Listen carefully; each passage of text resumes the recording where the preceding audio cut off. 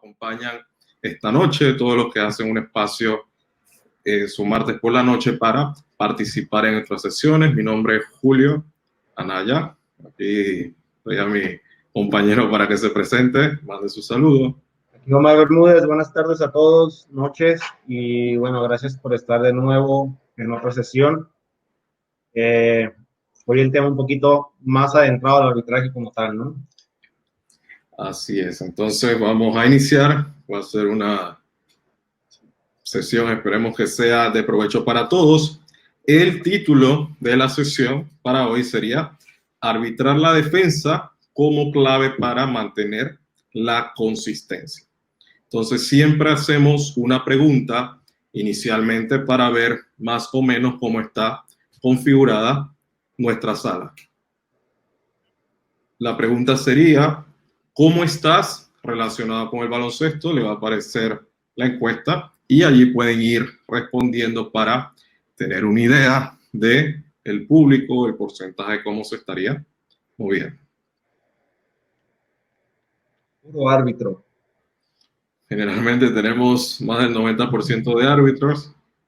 Todavía los árbitros no están compartiendo el enlace con los entrenadores. Esperemos que poco a poco puedan ir haciéndolo porque al final del día es para beneficio de todos. Entonces tenemos por acá 88% de árbitros y tenemos allí un 10% entre entrenadores, jugadores y otros invitados.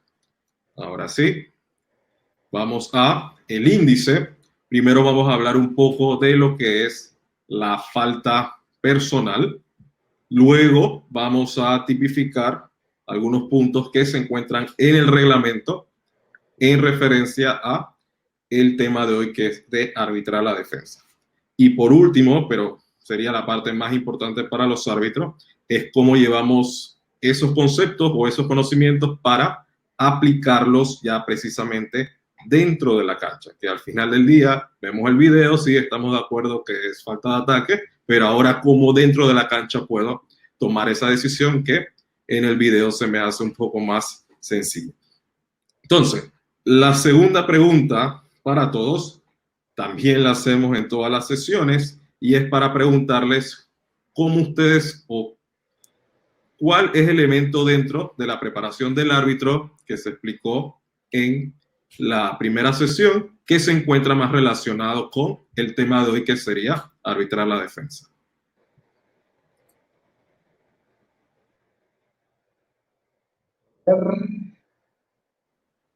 Vamos a darle un minuto para que puedan responder. Recordar que en la primera sesión hablamos de los 5 puntos que consideramos fundamentales en la preparación de un árbitro, y ahora la pregunta es el tema de hoy, que es arbitrar la defensa.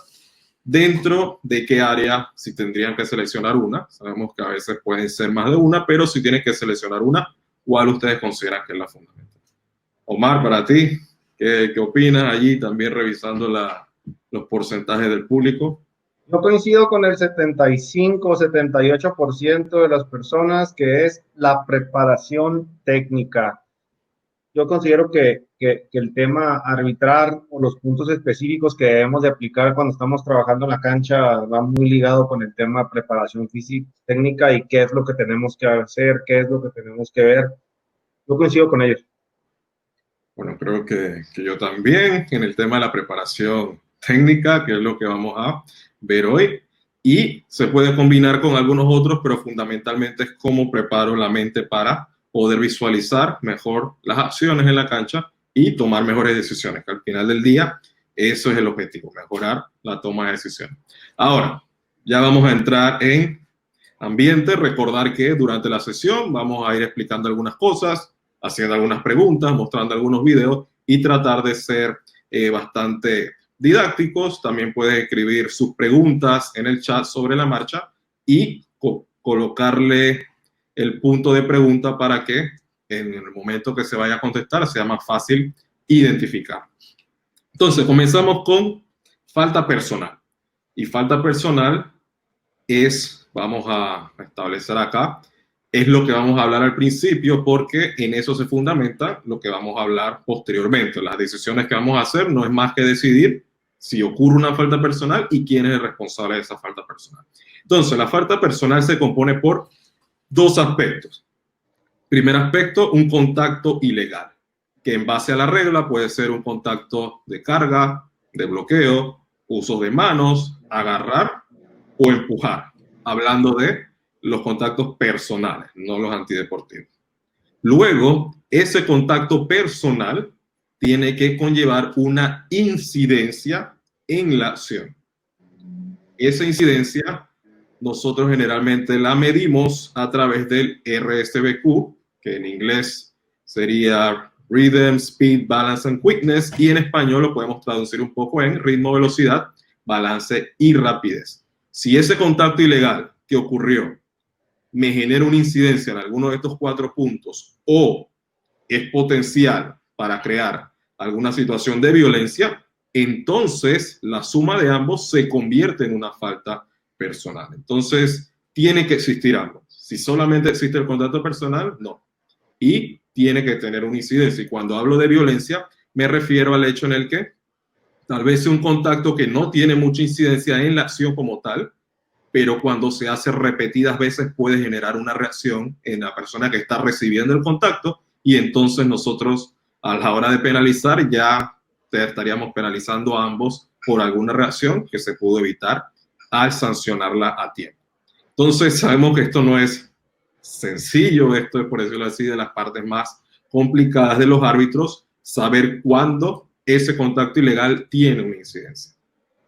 Luego que se determina que es una falta personal, ahora viene otro punto importante que es quién es el responsable, quién va a ser penalizado, qué número vamos a señalar a la mesa. Y muchas veces tenemos la tendencia de marcar una falta personal, señalizar un número, pero realmente durante la acción no vimos lo que hizo esa persona que estamos penalizando. Entonces, eso es una de las claves que vamos a tocar durante el día de hoy. Algunas preguntas. Voy a cambiar por acá, voy a ponerme acá arriba. Algunas preguntas. Primero, ¿cómo se relaciona lo que es la ventaja-desventaja con ese RSBQ que vimos? Muchos, o sea, la regla nos habla de mantener o aplicar el concepto de ventaja-desventaja al momento de marcar las faltas personales. Pero cuando uno tiene ese concepto en la mente, la pregunta es cómo lo mido, cómo lo veo, cómo lo interpreto. Y la clave sería entonces directamente con el RSBQ. Cuando dice que el contacto ocasiona una desventaja en el jugador que lo recibe, ¿desventaja en qué? Sería la pregunta. ¿Cómo lo veo? Y cómo lo veo lo suficientemente a tiempo para que no pase mucho tiempo entre el contacto y ese efecto o ese silbato, que tampoco podemos tomar mucho tiempo para ver lo que pasa para marcar. Entonces, si ese contacto afecta el ritmo, la velocidad, el balance o la rapidez del jugador, tiene esa incidencia, entonces se convertiría en una falta personal. La segunda pregunta es la relación entre la información visual y el responsable del contacto. ¿Qué estamos hablando? Que, como mencioné, muchas veces atribuimos la responsabilidad, o sea, que le marcamos la falta a una persona de la cual no tuvimos suficiente información visual antes y durante la acción. Entonces, a eso es lo que nos referimos con arbitrar, en este caso la defensa, tener la información visual necesaria de ese infractor para entonces adjudicarle esa responsabilidad con propiedad. Vamos a la tercera pregunta, que es para, nuevamente, todos nuestros compañeros acá. Y la pregunta sería, ¿qué es un contacto marginal? Pusimos las dos opciones. La primera opción es un contacto legal que se sanciona incorrectamente como falta personal. Y la segunda opción es un contacto ilegal sin incidencia que no se debe o que no debe sancionarse como falta personal. Vamos a darle un minuto allí para que respondan. ¿Qué es un contacto marginal? Estamos respondiendo por aquí, entonces creo que se asentó bastante lo que es la encuesta y coincido, y creo que cuando hicimos la presentación ambos coincidimos con ustedes en que un contacto marginal, que muchas veces se escucha en las charlas, se escucha en las clínicas, pero tal vez tenemos la duda de qué significa, es un contacto ilegal, pero que no tiene suficiente incidencia a la acción para ser considerado como una falta personal. Entonces, muchas veces cuando vemos los videos, identificamos contactos ilegales, identificamos un agarrón, un empujón, un bloqueo, pero cuando vemos esa incidencia de ese contacto en la acción, nos damos cuenta de que ese silbato tal vez no debió haber sonado, producto de que ese contacto fue un contacto marginal. Ahora sí, avanzamos. Avanzando al siguiente punto, que es algo muy importante en el tema del arbitrar la defensa, es el principio del cilindro. Ahora, es bien importante entender que ambos jugadores, y cuando digo ambos me refiero tanto al jugador ofensivo con o sin el balón y el jugador defensivo, tienen obligaciones y tienen derechos dentro de la cancha. Hablando específicamente, el jugador defensivo no puede entrar en el cilindro del jugador atacante con el balón y causar un contacto ilegal cuando el atacante está intentando una acción normal de baloncesto dentro de su cilindro. Ejemplos de esto: jugador que está por encima de la línea de los 3 puntos, jugador que está jugando en el poste, y el jugador defensivo que genera tanta proximidad al jugador ofensivo intentando meterse por debajo de él. Eso es generar un contacto ilegal porque estás interfiriendo en el espacio que por derecho le corresponde al jugador ofensivo. Pasamos al siguiente y nos dice que la jugadora atacante con el balón debe tener suficiente espacio para un juego normal de baloncesto dentro de su cilindro. El juego normal de baloncesto incluye comenzar un regate, pivotar, lanzar a canasta y pasar. Y este es uno de los principales puntos por los cuales se modificó la regla. ¿A qué nos referimos con un juego normal? Que tú gires hacia la canasta sin intentar generar un contacto que pueda poner en desventaja al jugador contrario. Situaciones específicas: cuando giro en el juego de poste, que voy a la canasta. Siguiente. El jugador atacante no puede extender sus piernas o brazos fuera de su cilindro y causar un contacto ilegal con el jugador defensivo para obtener un espacio adicional. Básicamente es lo que les estaba comentando muchas veces: jugadores que extienden sus brazos para poder contener al jugador defensivo en la parte posterior. Ahora, vamos al caso gráfico como tal. Y esta es una pregunta que a ustedes les va a aparecer dentro del chat, como ustedes ya saben. Y la pregunta específica es, en base a las imágenes mostradas, la opción A es: los atacantes en la imagen 1 y 2 están dentro de su cilindro. La opción B es: solo el atacante en la imagen número 2 está dentro de su cilindro. Y la opción C es: solo el atacante número 1 de la imagen número 1 está dentro del cilindro. Vamos a detenerlo ahí un momento para que los demás lo puedan observar claramente y puedan sacar su conclusión de qué jugador está dentro de su cilindro.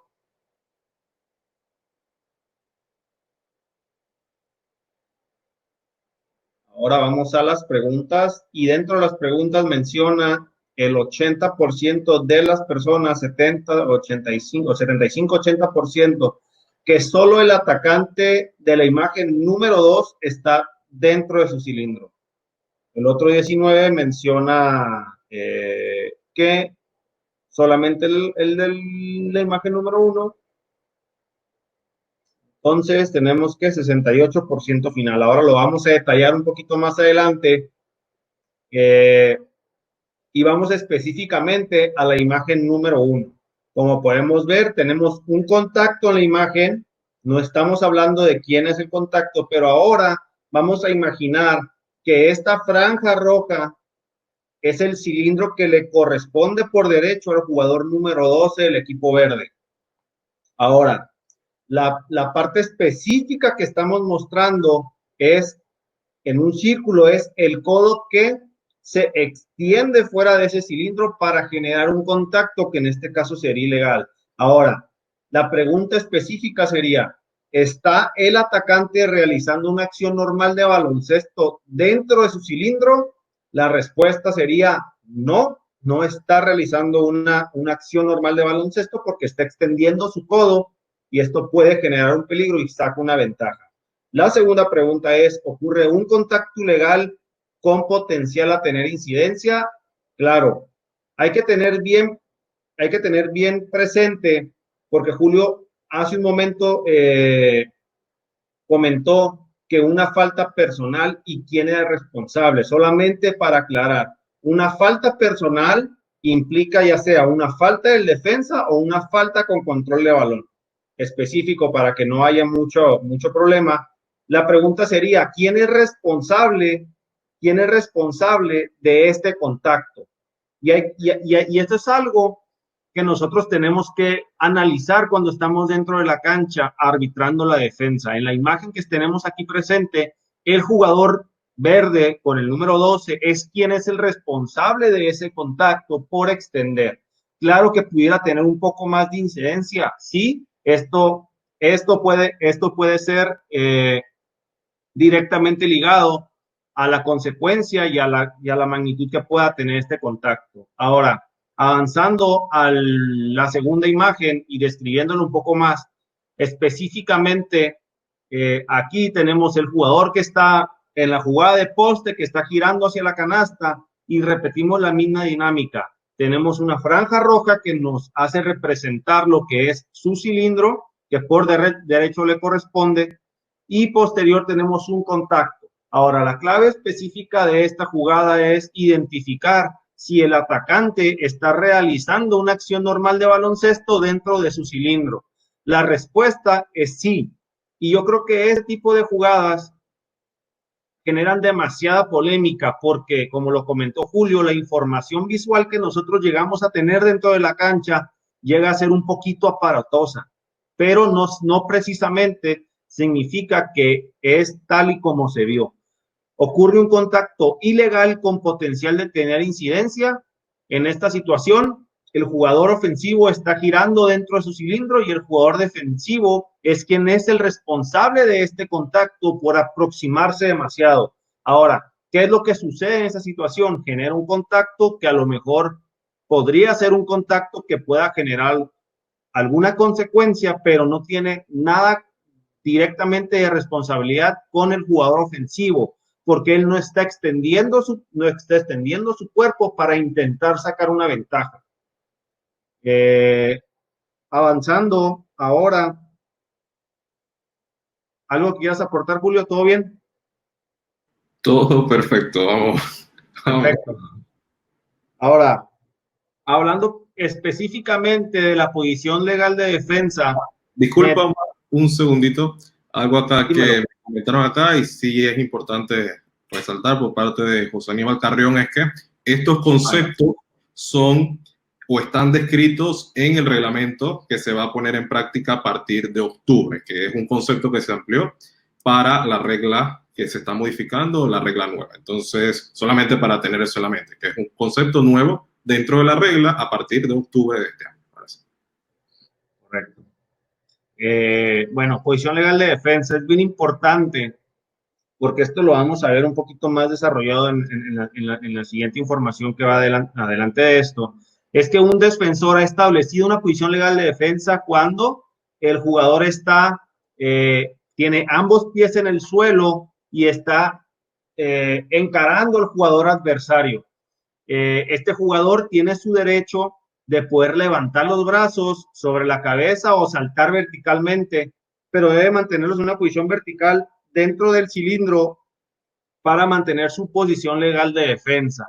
El concepto como tal es que tu cilindro te corresponde para poder tú desplazarte. Muchas veces tenemos la confusión de que porque estamos en el aire no estoy dentro de mi cilindro. Ahora lo vamos a describir con algunos ejemplos gráficos más adelante, pero básicamente es tener ambos pies en el piso o presentar ambos pies en el suelo y puedes tú con los brazos extenderte hacia arriba de forma vertical. Perfecto. Ahora hablamos de concepto de falta personal, el principio del cilindro. Ahora, ¿cómo interpretamos ese cilindro dentro de lo que es el principio de verticalidad? Y el principio de verticalidad se compone generalmente de 3 puntos. El primer punto es si ese jugador defensor estableció, cuando ven las siglas PLD, significa posición legal de defensa. Entonces, ese defensor estableció una posición legal de defensa antes que el atacante salte.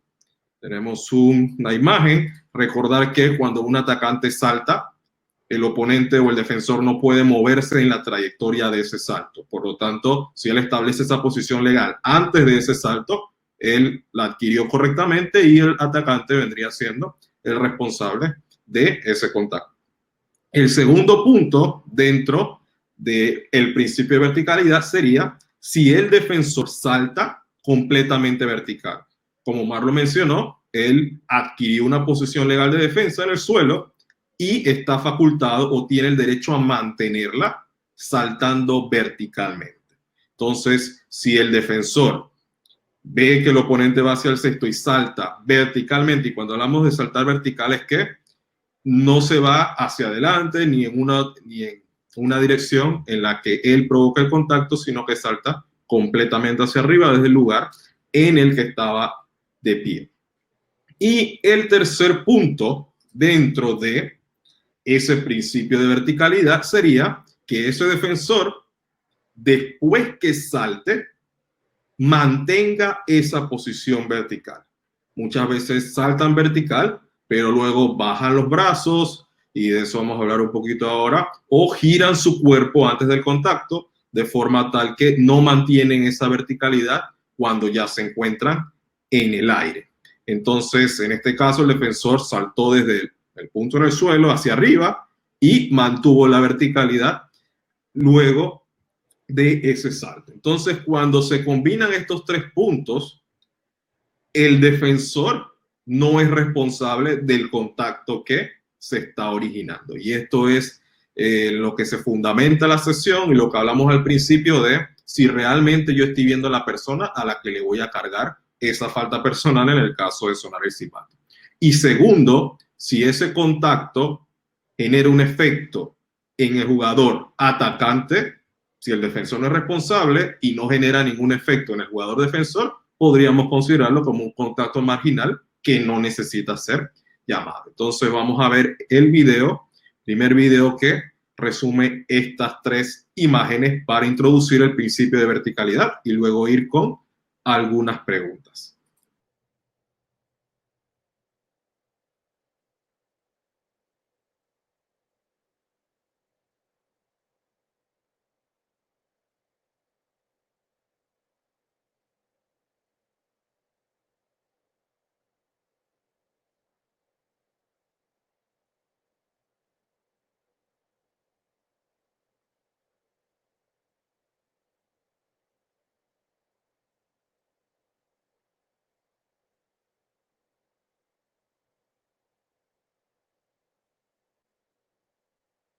Entonces vimos acá cómo el jugador defensor siempre mantuvo ese principio de verticalidad y como el contacto no generó mucho efecto, no generó una incidencia en él, se consideró un contacto marginal que no debió ser llamado. Ahora sí, vamos a considerar que para el video 1 tenemos el jugador estableció una posición legal de defensa antes, sí, saltó verticalmente, sí, y está en posición vertical después de haber saltado. Por lo tanto, no es el responsable. Y esto es una clave.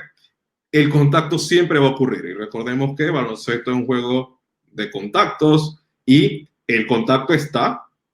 La pregunta es si es ilegal, quién es el responsable y si realmente tiene una incidencia para ser marcado como falta personal. Ahora sí vamos a involucrar un poco a todas las personas que se encuentran con nosotros en la pregunta número 5.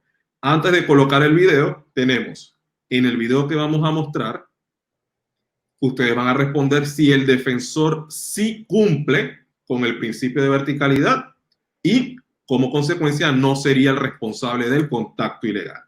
Y la opción B es si el defensor no cumple ese principio de verticalidad y sí sería responsable del contacto ilegal. Entonces vamos a poner el video 2 veces y luego que se coloca por segunda vez pueden ir respondiendo y daremos nuestra opinión.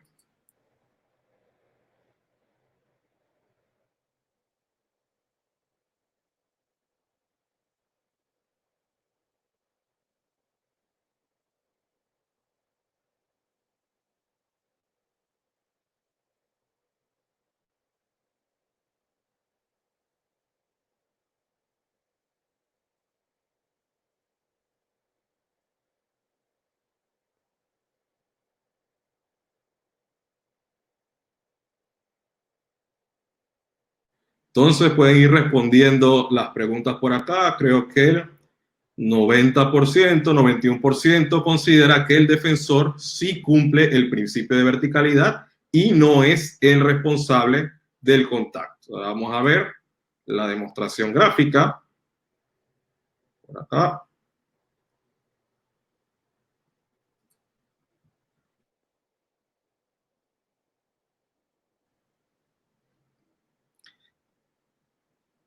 Y tenemos que durante la acción, el defensor, como mencionó Mar, para mantener esa posición legal de defensa, puede moverse lateral o hacia atrás. En este caso lo está haciendo completamente hacia atrás, por lo que él no es el responsable del contacto que está ocurriendo en ese momento. Vamos a ver nuevamente rápidamente. Se está moviendo hacia atrás siempre, nunca hacia el jugador y no sería responsable. La pregunta ahora es, ¿ese contacto tiene suficiente incidencia para ser llamado como falta personal? Sería la pregunta. Y miren lo que ocasiona ese contacto en el defensor. Lo deja completamente en el suelo y sin oportunidad de seguir participando en la acción. Por lo que en este caso el árbitro consideró que ese contacto se sancionaría como falta de ataque por la incidencia que estuvo en el jugador defensor. Ahora vamos a ver por acá nuestro concepto. Consideramos que el jugador defensor mantuvo, se colocó en posición legal de defensa antes de que el atacante saltara, saltó en este caso vertical, desplazándose hacia atrás y mantuvo esa verticalidad al momento del contacto, por lo que opinamos o tenemos la opinión de que no es el responsable del contacto. Ahora vamos a ir al siguiente video, nuevamente las mismas preguntas. Defensor cumple el principio y no es responsable, o el defensor no cumple el principio y si es responsable. El video número 4.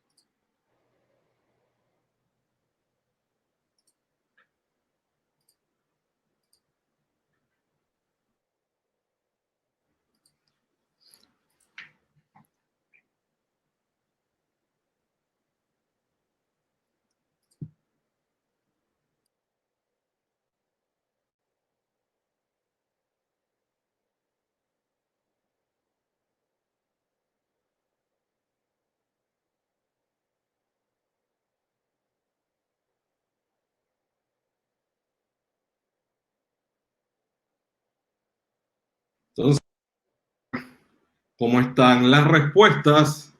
Creo que se está 80%, ahí la gente sigue respondiendo. Vamos a darle unos segundos más para que siga respondiendo. Y creo que la mayoría, o el 78%, está considerando que el defensor no cumplió ese principio de verticalidad y sería responsable del contacto ilegal. Ahora vamos a ver la imagen o la opinión gráfica.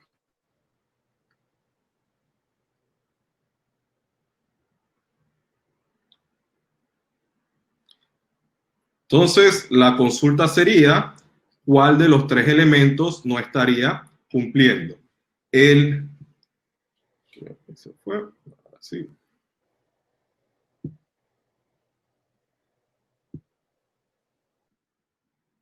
El atacante encara a su oponente, pero cuando vamos al punto en el que salta vertical o no, es donde tenemos un pequeño problema. Y es cuando él salta de un punto a otro, no salta completamente sobre el punto en el que estaba. Entonces, en esa línea podríamos acordar o concordar con, creo que el 80% de los que nos está acompañando esta tarde, para considerar que, vamos a ver la gráfica acá, el jugador establece una posición legal de defensa antes de que el atacante salte, pero luego, cuando salta, no salta completamente hacia arriba o verticalmente, sino que salta de un punto a otro, hacia un lado. Como salta hacia un lado y genera un contacto con el oponente que está cambiando de dirección para tratar de esquivar o evitar el contacto, entonces ya lo hace a él responsable de dicho contacto. Entonces, ya hemos visto dos, vamos a ver el último, que sería el tercero. Hasta ahora, por lo menos arriba del 80% están de acuerdo en los dos conceptos. Entonces, en el tercero, nuevamente la misma pregunta: ¿cumple y no es responsable del contacto, o no cumple y sí es responsable? Video número 6.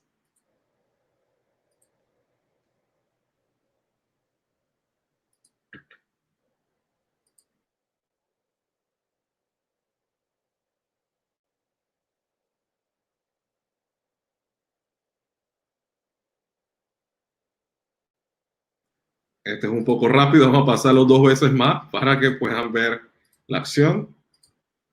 Vamos a pasarla 2 veces más y pueden ir respondiendo la encuesta. Una vez más.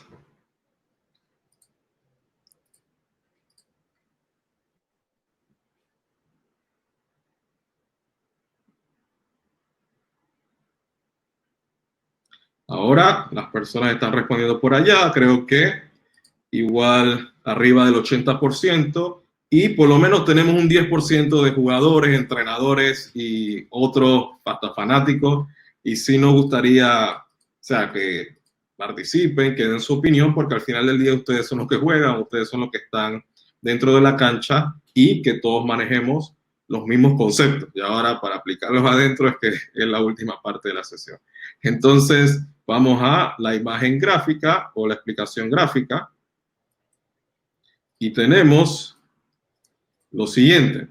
Recuerden siempre, o tratar de ahora, trabajar con esos 3 principios. Uno, disculpen por acá.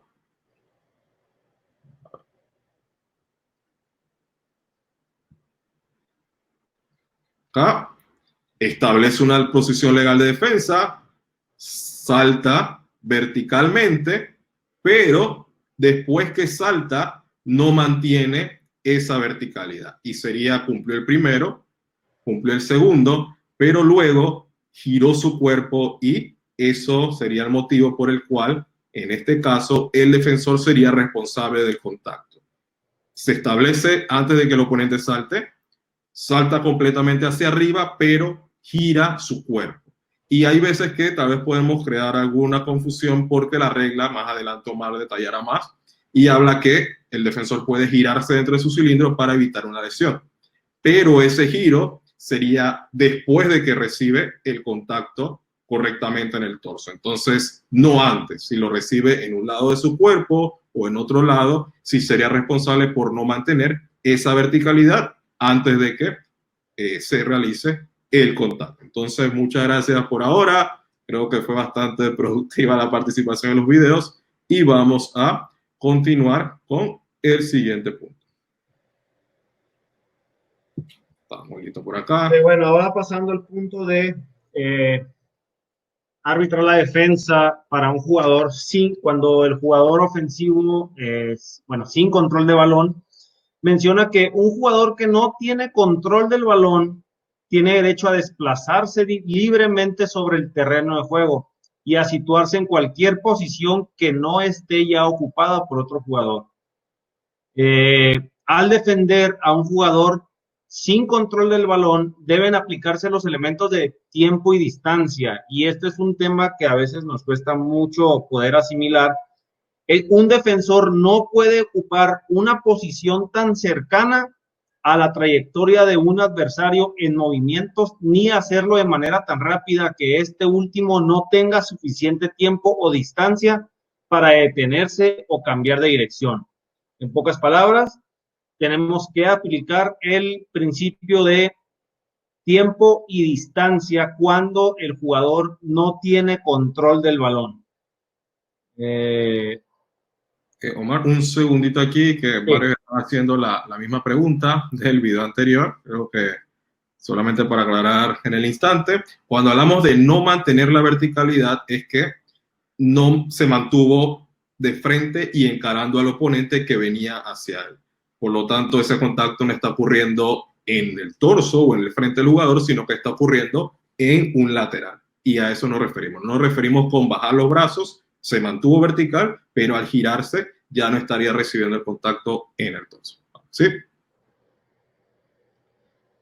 Ok, ahora basado en esta información, aplicando los principios de tiempo y distancia, cuando el jugador no tiene control del balón, vamos a poner un video en el cual vamos a poner igual las mismas dos opciones, que sería si el defensor sí respeta los elementos de tiempo y distancia para defender a un jugador sin control de balón y no es responsable del contacto ilegal, y el defensor no respeta los elementos de tiempo y distancia para defender al jugador sin control de balón y sí es el responsable del contacto legal. Entonces, vamos al video.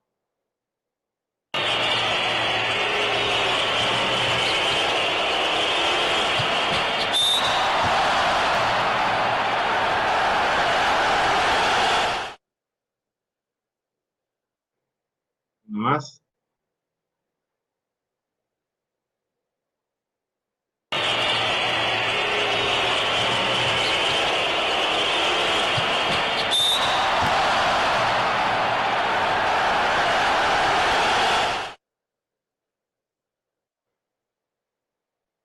Listo. Entonces, basado en esta información, tenemos una situación en la que hay un tiro desde la línea de 2, 3 puntos, muy cercano a la línea de 3 puntos, y tenemos una falta fuera del balón.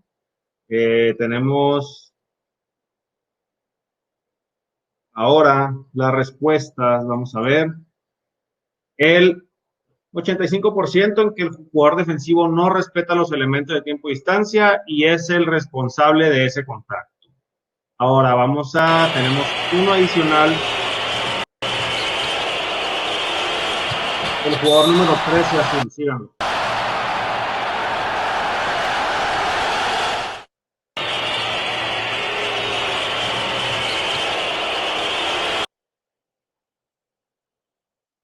Entonces, ¿qué es lo que estamos buscando? Efectivamente, el defensor no respeta los principios de tiempo y distancia. Él continúa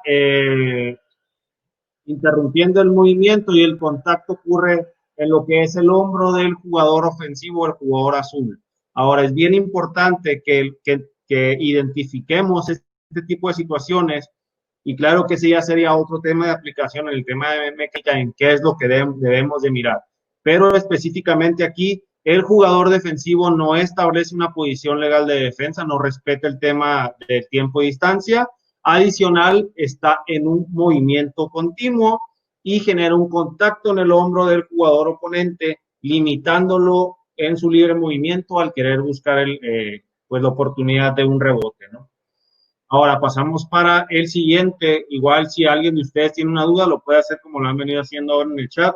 Básicamente sería las mismas opciones, similar. El defensor sí respeta los elementos de tipo y distancia y no es responsable del contacto. Y el defensor no lo respeta y sí es el responsable del contacto ilegal. Vamos a verlo. Sacando el aro como el día de ayer, también es verdad.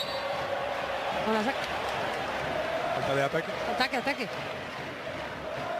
Ahí está pidiendo explicaciones Kevin Pangos. Facundo Campazo. Se inventó esta. Lleva desde antes metido debajo de Kevin Pangos y así seguirá. Por eso creo que también...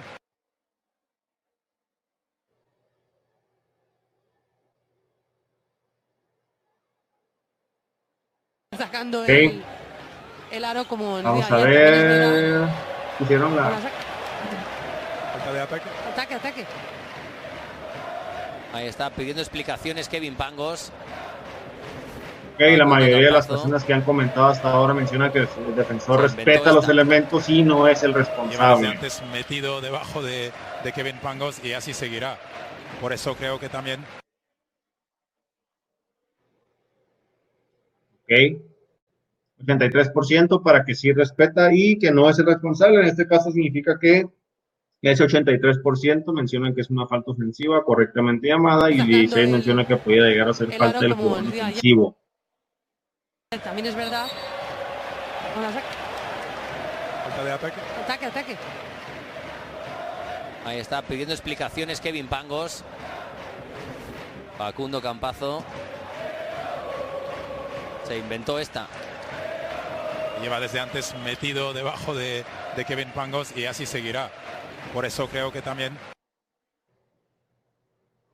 Listo, ahora este es el del... Ok, listo, es bien importante. No sé si podemos pausar cuando aparecen ahí los...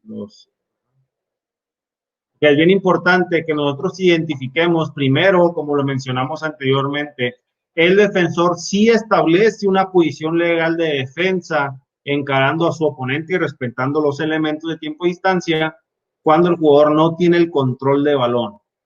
Creo que va a avanzar un poco más, ¿no? Mencionan el jugador número 3 prácticamente sobre el jugador del balón. Claro, Como el día de ayer, también tiene es que ver verdad. mucho el hecho de que el atacante está viendo completamente al defensor. Ataque, ataque. En este caso tiene que ver directamente contra la posición legal de defensa del jugador defensivo. Si el jugador defensivo establece una posición legal enfrente de él, tal y como lo vimos en el video, efectivamente aplica para que nosotros podamos sancionar una falta ofensiva o dependiendo de lo que nosotros tengamos. Ya el tema de que si lo está viendo el jugador ofensivo y el tipo de contacto que se genera va ligado directamente al tema de la penalidad que tanto se le puede dar, o personal o algo más. Pero en este caso estamos juzgando si el jugador defensivo presentó una posición legal de defensa, que sí la presentó, lo encaró y respetó los principios de tiempo y distancia.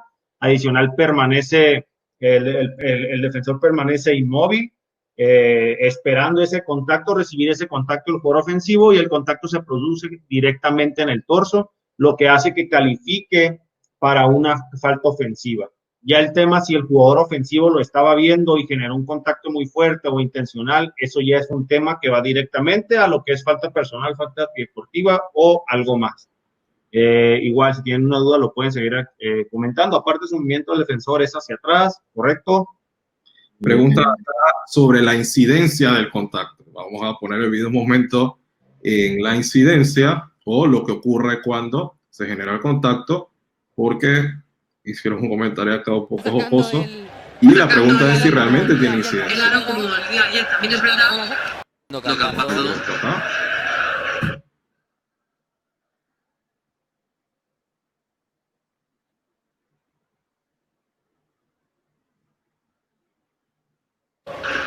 Se inventó esta. Si tenemos dos jugadores en el suelo, un defensor en el suelo y no hay incidencia, entonces sería un punto a conversar, porque le está quitando a ese defensor la oportunidad de seguir defendiendo a través de un contacto ilegal del cual el responsable, en este caso, como mencionó Omar, fue el jugador atacante. Es muy importante y yo sé por dónde va ese punto porque muy posiblemente lo pueden llegar a comentar porque es una jugada que está fuera del balón y que ustedes pueden decir, es que no tiene incidencia porque la pelota sigue desplazándose dentro de la cancha. Pero ese no es el criterio de evaluar. El criterio de evaluar es que hay un criterio para el jugador con balón y hay un criterio para el jugador sin balón. Entonces, por lo tanto, no podemos dejar pasar una jugada en la que dos jugadores están en el piso por un contacto de este tipo. Repito, el tema de falta personal, falta antideportiva, qué tan grande puede ser, eso es otro tema. Pero aquí lo que estamos arbitrando directamente es el jugador defensivo. Al siguiente. Bueno, no preguntan, comentan, pero su posición de defensa no es la correcta. Está presentando una posición legal de defensa, encarando al jugador ofensivo, está estático o desplazándose un ligero hacia atrás. El jugador ofensivo va y genera contacto directamente en el torso. La responsabilidad de ese contacto es del jugador ofensivo. Ahora, es bien importante que entendamos esto. El hecho de que nosotros no llamemos este contacto puede llevarnos a que inmediatamente en la siguiente jugada o en los segundos posteriores tenemos una reacción un poco más fuerte y entonces el partido se pierde de control. Entonces, este tipo de jugadas, cuando dos jugadores están en el piso, fue por alguna razón y tenemos que reaccionar a eso. Y ya hablando del tema de mecánica, podemos ver cómo el árbitro seguidor, que si bien al inicio estaba ligeramente enfrente de la pelota, después queda en una posición correcta y la arbitró apropiadamente. Y para mí es una llamada excelente, necesaria para el partido y que determina un antes y un después para el juego, si se llama y si no se llama también. Defensa a un jugador con control de balón. Pasamos al siguiente punto. Bueno, el defender a un jugador que controla el balón, que lo sostiene o que lo dribla, no se aplican los elementos de tiempo y distancia. Hay que recordar que los elementos de tiempo y distancia se aplican cuando no hay control de balón. Para valorar una situación de carga o bloqueo que implique a un jugador con balón, el árbitro debe emplear los principios de: el defensor debe establecer una posición inicial legal de defensa encarando al jugador con balón y con ambos pies en el suelo.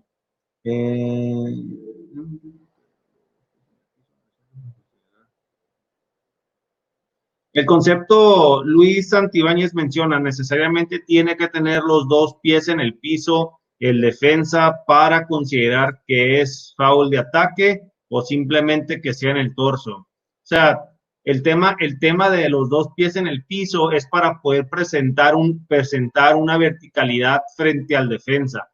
Muchas veces, como lo mencionamos anteriormente, tú te puedes desplazar, pero al momento, como en esta situación, es una situación en la que están móviles. O sea, el jugador está verticalmente, se está desplazando ligeramente hacia atrás, pero su posición vertical no la ha perdido. El hecho de que no tenga los dos pies a lo mejor en el momento en el piso no representa que no está vertical. Adicional, aquí estamos buscando quién genera ese contacto y si el jugador defensivo es una posición legal de defensa. Entonces, el defensor, cuando cubrimos con el balón, el defensor debe establecer una posición legal de defensa encarando al jugador con el balón y con ambos pies en el suelo. El defensor puede permanecer inmóvil, saltar verticalmente, moverse lateralmente o hacia atrás para mantener su posición inicial legal de defensa, y al desplazarse para mantener la posición inicial legal de defensa, puede levantar un instante uno o ambos pies del suelo, siempre que el movimiento sea lateral o hacia atrás, pero no hacia el jugador con el balón. El contacto debe producirse en el torso, en cuyo caso se considera que el defensor ha llegado en primer lugar al lugar del contacto. Y tras establecer una posición legal de defensa, el defensor puede girarse dentro de su cilindro para evitar una lesión. Ahora, en cualquiera de todas las situaciones anteriores, se considera que la falta ha sido provocada por el jugador del balón. Ahora vamos a ver unos ejemplos porque es muchísimo más sencillo nosotros poderlos ejemplificar con ejemplos gráficos.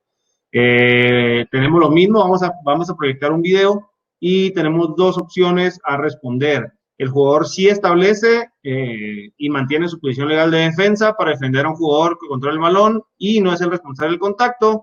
Y la opción B sería: el jugador no establece ni mantiene su posición legal de defensa y sí es el responsable del contacto ilegal. Así que vamos al video.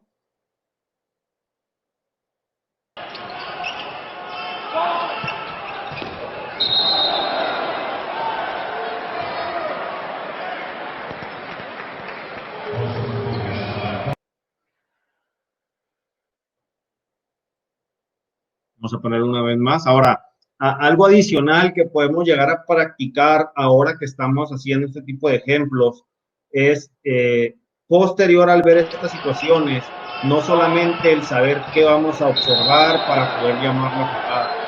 Es bien importante que tengamos en mente qué palabras son las que vamos a utilizar, porque después de una jugada como esta, alguien nos va a cuestionar. Y lo que decimos es súper, súper, súper importante. Y necesitamos entender que el hecho de tú llamar una jugada 100% correcto no representa que nadie te va a decir nada en la cancha. Tenemos que estar listos a poder responder y respaldarlo con la regla. Entonces, tenemos que el 83%, la gran mayoría, menciona que el defensor sí establece y mantiene una posición legal de defensa y que no es el responsable del contacto. Ahora vamos a ver otro ejemplo ya con la descripción.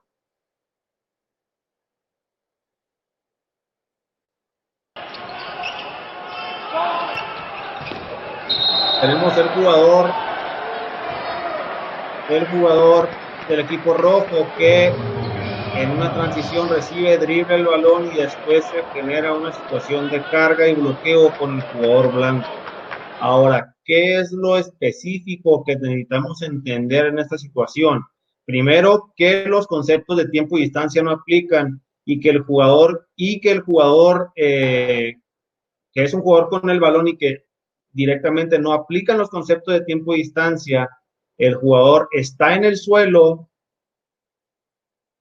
y está manteniendo y presentando una posición legal de defensa vertical frente a él.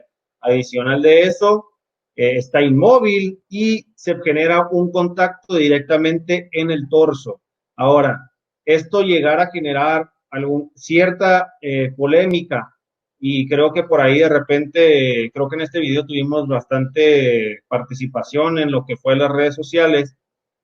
Hay que tener en mente lo siguiente. Primero, que es un jugador con control de balón, el defensor establece una posición legal de defensa encarándolo y que permanece inmóvil. Adicional de eso, el contacto se presenta directamente en el torso, lo cual nos lleva a no tener más que la única opción de una falta ofensiva para el jugador, falta del jugador rojo, ¿no?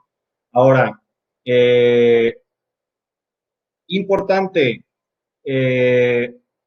siguiente pregunta sería, el defensor sí establece posición legal de defensa y no es el responsable del contacto ilegal, y el defensor no establece posición legal de defensa y sí es el responsable.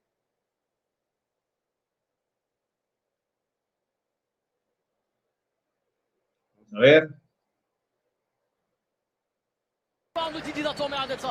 Tamamen dış atışlara kaldığımız bir anda İçeri kat etti Nando De Colo. basket faul olmadı ya. İki serbest atış gelecek Nando De Colo'dan. Harika kat etti içeriye. Nando De Colo. Sulukas'tan çok iyi bir zamanla. Bugün oyuncuları özgür bırakmış Obradovic. Ve o enerji, o özgürlük, oyuncuların birbirlerinin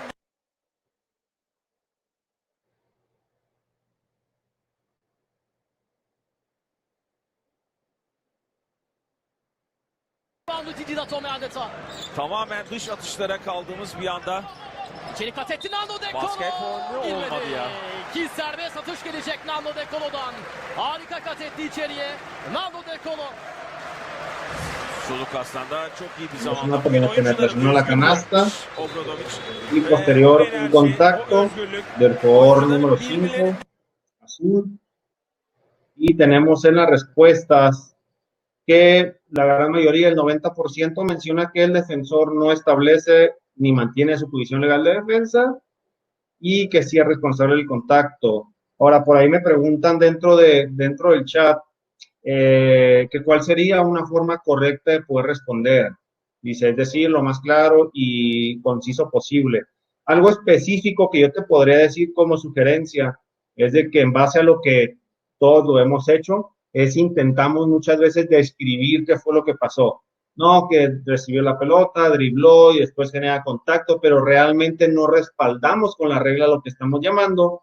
Básicamente un entrenador cuando te pregunte, oye, pero ¿por qué falta ofensiva? El jugador defensivo está estático, está vertical frente a él, posición legal de defensa, contacto en el torso. Listo, no necesitamos decir más. Oye, pero no estoy de acuerdo. Los entrenadores hasta cierto punto, como lo mencionamos en otras sesiones, no precisamente tienen que estar de acuerdo todo el tiempo con las llamadas que tenemos, pero es bien importante que practiquemos esas pequeñas respuestas que valen mucho. El 90% comenta que es una falta del jugador defensivo. Vamos a ver Dida Tomeadeta. Tamamen dış atışlara kaldığımız bir anda ¿Cómo desarrollamos? İçeri kat etti Nando De Colo. basket faulü olmadı ya. İki serbest atış gelecek.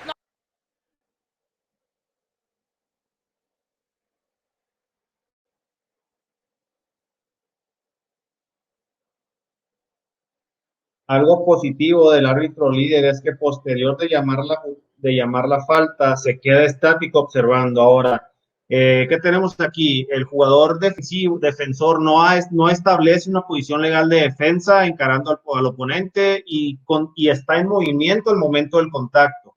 El contacto no se produce en el torso del defensor, lo que nos lleva a que podamos respaldar esta llamada fácilmente como una falta defensiva. Muchas veces los jugadores intentan como simular que están en una posición legal de defensa, levantando los brazos, pero la realidad de las cosas es que todo esto nos da el poder arbitrar la jugada desde inicio hasta fin. Ahora, ya desglosándolo un poquito más, el jugador defensivo no encara, no establece una posición legal de defensa, simula tener una posición legal con los brazos arriba, él continúa en movimiento, y el contacto es por el lateral del jugador defensivo, por lo tanto no está en tiempo y tenemos una falta defensiva. También desciende con preguntas, creo que preguntas sobre hasta ahora, ya no vimos más. La última la respondiste, de que sí.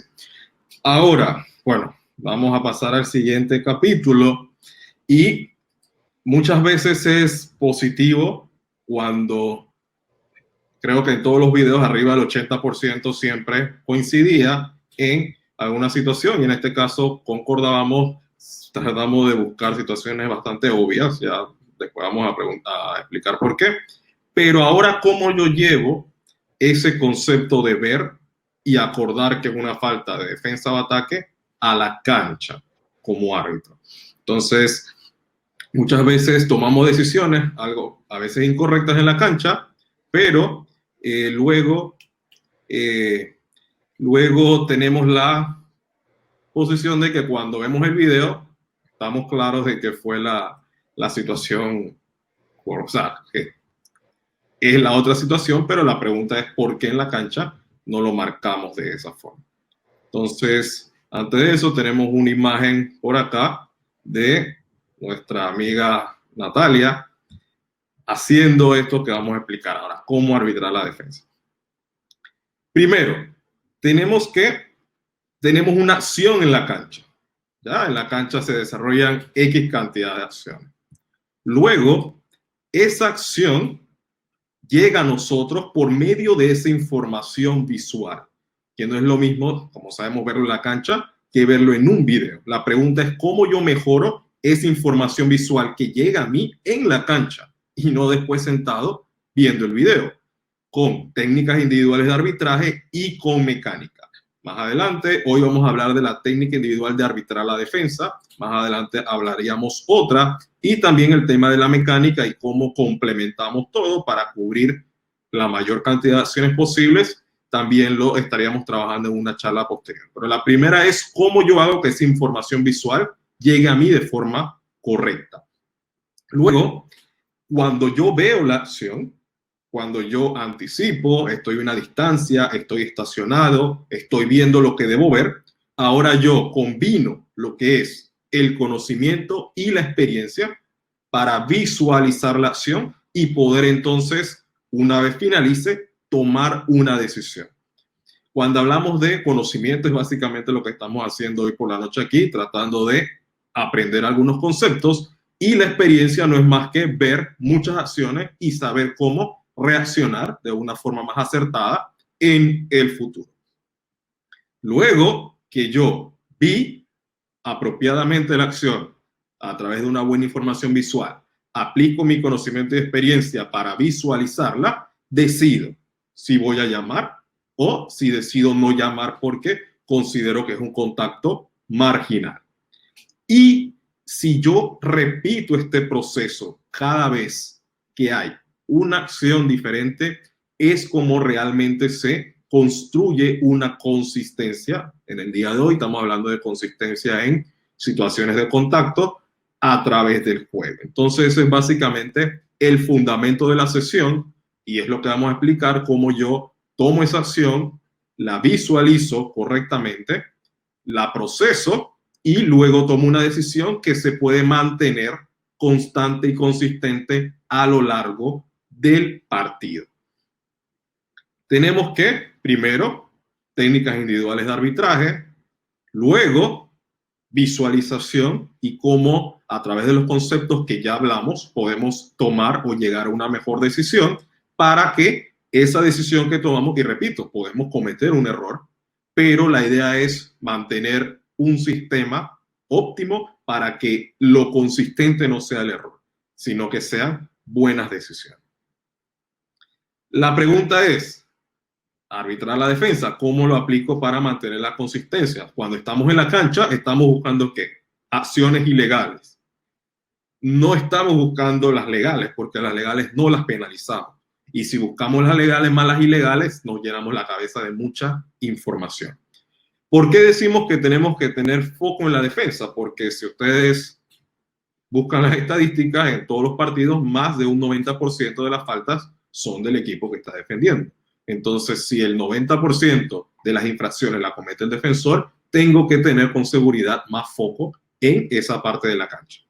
Sin embargo, debo mantener el jugador ofensivo dentro del campo de visión por si extiende el brazo, si extiende la rodilla, si aparta, si camina y todas esas acciones. Pero el foco principal está en la defensa. Y cuando hablamos de listo para la ofensiva temprana, sabemos que ahora el juego o los lanzamientos se toman muy temprano en el reloj de lanzamiento, por lo que si yo de seguidor a líder tengo que llegar en 4 segundos, de líder a seguidor también tengo que hacerlo si la jugada va a velocidad. Si obviamente va lento el jugador que va llevando la pelota, allí voy siguiendo, como dice la palabra, la acción. Pero si es un pase rápido hacia adelante y no tengo nada o no dejo nada atrás que pueda causar un problema, puedo ir rápido para poder cubrir lanzamientos del perímetro que se tomen en el lado ofensivo.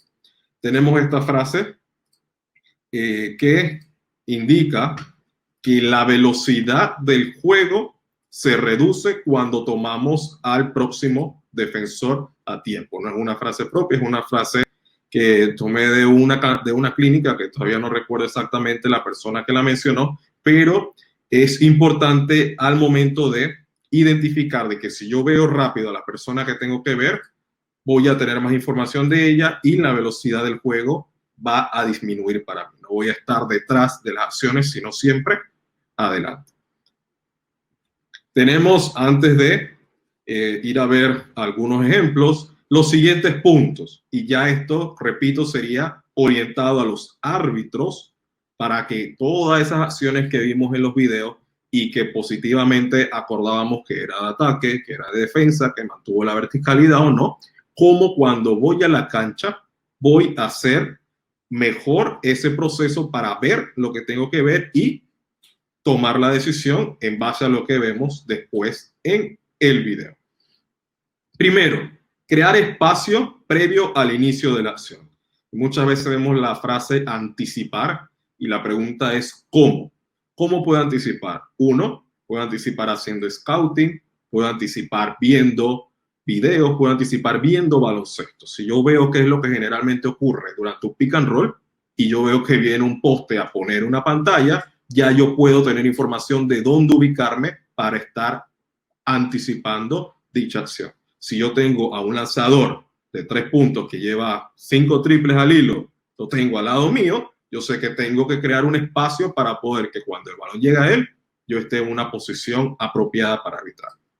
Siguiente, ojo a los pies del atacante. ¿Violación o no? Muchas veces vamos directo a quién lo va a defender, pero no observamos si el atacante tiene una salida legal.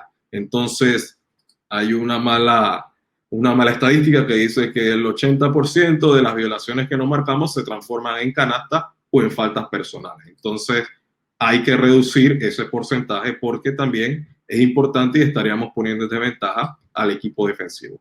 3, vista al defensor. Ya vimos el pie del jugador atacante, ahora vamos al defensor para ver si estableció y si está manteniendo una posición legal de defensa.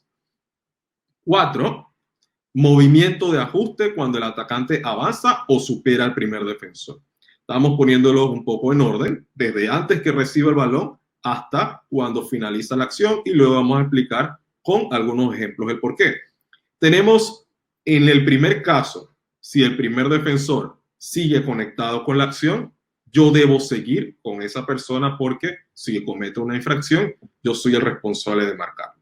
Y el término, o cómo llevamos eso a la mecánica, va a ser motivo de otra sesión en donde vamos a hablar cómo utilizamos la mecánica para arbitrar la defensa y mantener la consistencia entre los 3 árbitros y cubrir la mayor cantidad de acciones. Cuando hablamos del primer defensor se desconecta de la acción, es que ese atacante lo deja atrás y ya esa persona no sigue defendiendo, por lo que ahora mi responsabilidad es buscar quién es la siguiente persona que va a venir a defender. Entonces, esos movimientos de ajuste, por lo menos la regla nos habla del cross step, de penetrar, de moverse hacia adentro, de abrir un poco, siempre con el objetivo de mantener al defensor dentro del campo de visión. En el día de ayer participé en una sesión que dio el colega José Carrión para los árbitros de Bolivia, haciendo énfasis en las jugadas blancas, negras y las jugadas grises. Y como muchos saben, y si vamos a YouTube y ponemos carga-bloqueo, un alto porcentaje de las decisiones de carga-bloqueo no son unánimes. Ni todos los árbitros concuerdan que es carga, ni todos los árbitros concuerdan que es bloqueo. Son situaciones, por lo que vimos, de muchos conceptos juntos, en donde siempre alguna persona puede visualizar un concepto diferente o puede apreciarlo de una forma diferente. Entonces, 2 mensajes importantes con estas situaciones que son en esta área gris. Primero, tenemos que usar nuestro sentido común, llamar lo que la gente ve y lo que la gente entiende. No podemos empezar a buscar con lupa situaciones o movimientos que dio medio paso, que dio un cuarto de paso, que dio un cuarto de paso hacia adelante, porque en el momento del juego, lo que ven los jugadores, lo que ven los entrenadores, lo que ven el público es algo. Y si yo soy el único que ve algo diferente, entonces puede que yo no sea el que esté bien. Damos la expresión que si necesitamos ver con velocidad 0.01 si un jugador se movió, entonces realmente no se movió. Si yo voy al video y tengo que ponerlo en súper lento para justificar la falta de bloqueo que marqué en base a que el jugador se movió, realmente no se movió. Entonces no estoy feliz porque, mira, ahora en 0.01 velocidad sí es falta de bloqueo. Pero en velocidad normal, en el juego y para el resto de las personas, era una falta de ataque.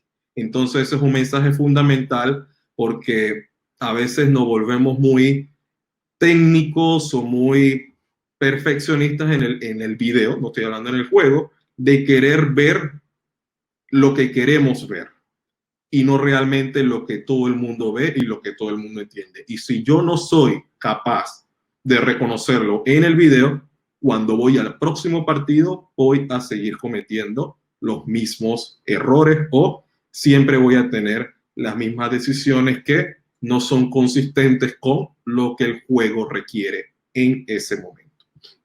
Entonces, vamos a ver algunos ejemplos. Primero yo voy a presentar 2 situaciones y luego Omar nos va a acompañar con otras 2 situaciones.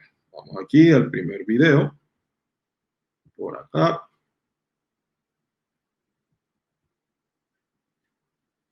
Vamos a verlo una vez y después comentar.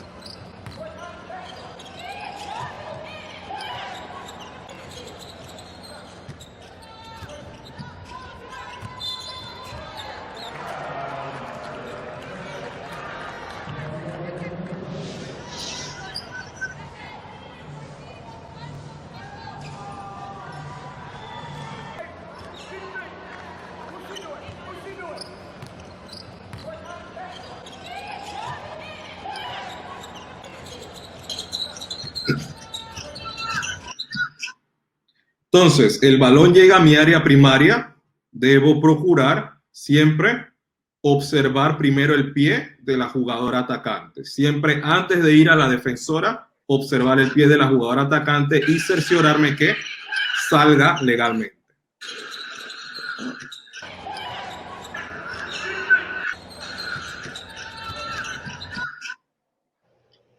Pie, si la salida es legal o ilegal. Si es legal, entonces avanzo a la defensora.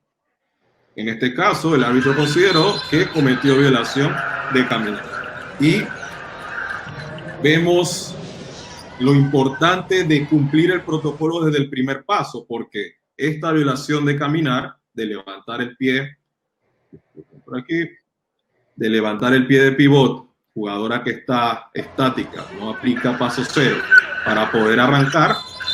Si no se marca esta violación, ¿qué es lo que produce después? Una situación de contacto.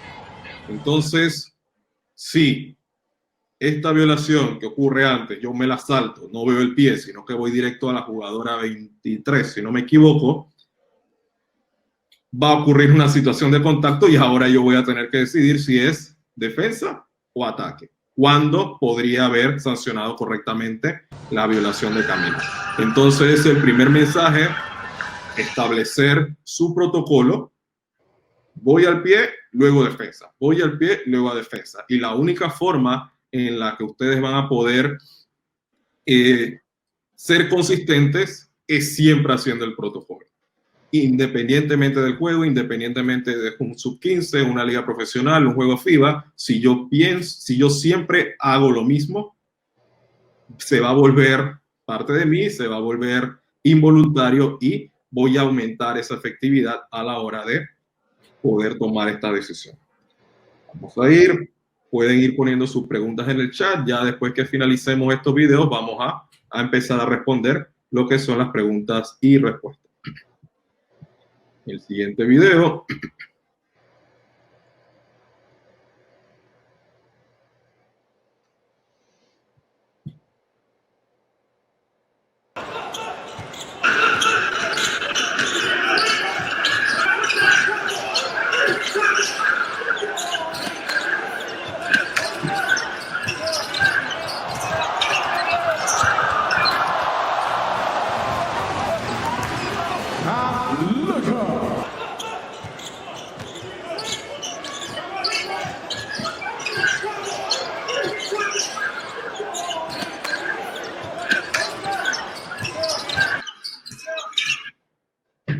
Entonces, tenemos, disculpen porque voy a estar pausando y puede que en algún momento se salga el video. Primero, el jugador parece tener un camino libre hacia el cesto. La pregunta que nos hacemos es ¿dónde estoy mirando?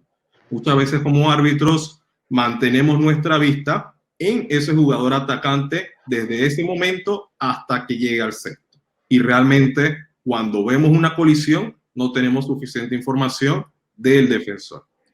Vamos a seguir por acá.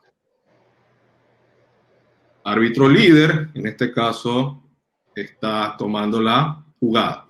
Tenemos el jugador, parece o sigue teniendo un camino libre hacia el cesto. Las preguntas que nos podemos hacer son las siguientes. ¿El primer defensor se mantendrá conectado con la acción? ¿Sí o no? Cuando hablamos del primer defensor, hablamos del blanco 12, que en este momento está cerca al atacante. En este caso, y nuevamente lo vamos a, disculpen por acá, que voy a colocarlo nuevamente, hablar en otra sesión con lo que se refiere a la mecánica.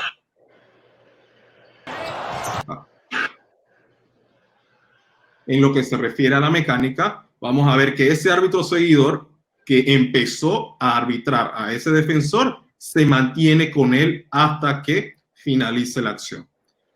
Segunda pregunta, generalmente, ¿de dónde vendría un segundo defensor o la ayuda? ¿De dónde vendría la ayuda? Y viendo videos, repito, viendo videos, viendo situaciones, podemos generalizar, no siempre, pero en el mayor porcentaje de los casos, que la ayuda viene de la pintura. Ese jugador que estaba defendiendo en el lado débil es el que viene corriendo a tratar de colocarse entre ese atacante y el cesto.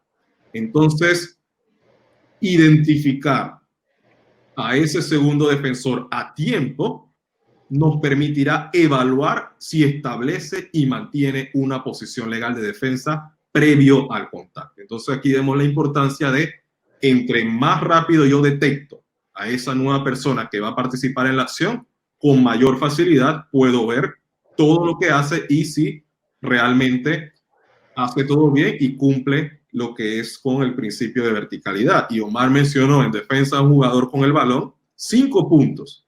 Y los 5 puntos hablaba siempre del defensor hizo esto, el defensor hace esto, si el defensor hace esto, si el defensor hace lo otro. Entonces, ¿cómo yo le marco una falta al defensor si no veo realmente lo que está haciendo ese defensor? Así es que vamos a ver cómo continúa la acción. Disculpen, el entra y sale, pero es la pausa en el video. Tenemos por aquí. Luego, el jugador sigue y, repito nuevamente, previo al salto del atacante hacia el cesto, ¿qué defensor está arbitrando cada árbitro? Lo ampliaremos en la fase de mecánica, pero en este caso, repetimos, hay 2 posibles jugadores que van a defender ese ataque. El árbitro seguidor se mantiene con el jugador que tuvo desde el principio, que era el que estaba defendiendo inicialmente, y el árbitro líder entonces se encarga de arbitrar a ese segundo defensor que está viniendo desde la pintura a ayudar. ¿El segundo defensor está en posición legal de defensa, sí o no? Como vemos en este caso, está con los 2 pies en el suelo y se perfila a saltar. Seguimos por acá.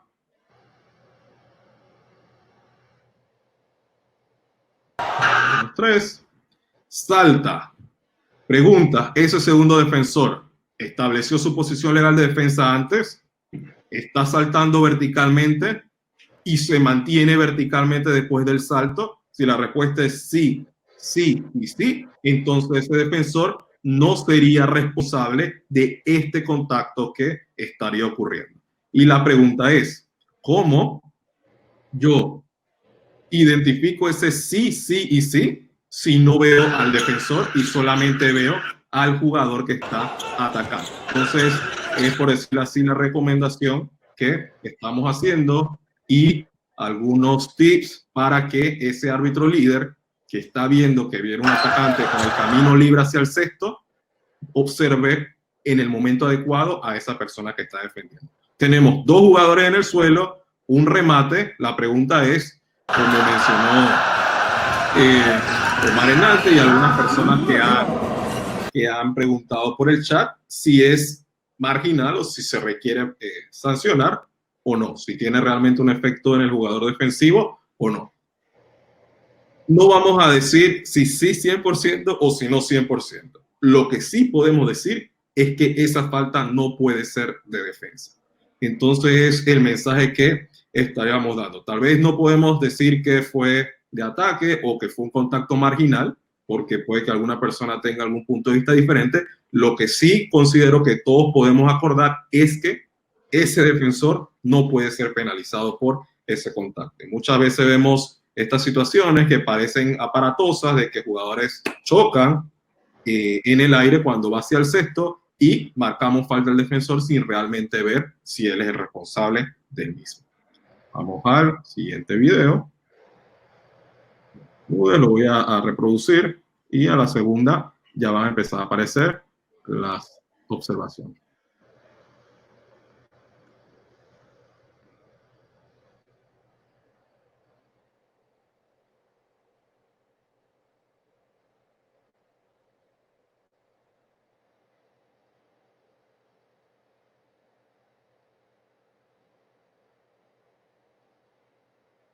Omar, ¿puedo hacer una pausa un momento? Porque sí, creo que antes de reproducirlo, muchas personas han hablado del semicírculo en el momento de la acción anterior. El jugador salta desde dentro del semicírculo.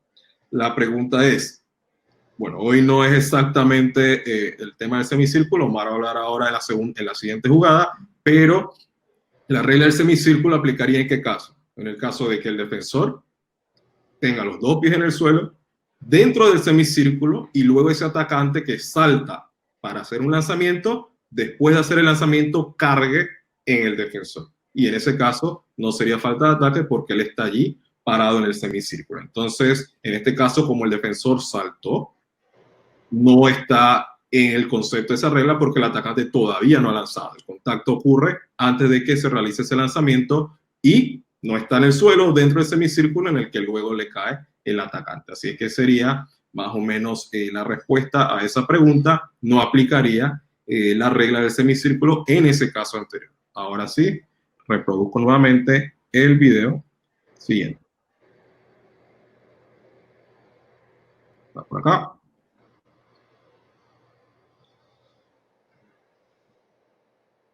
Ok.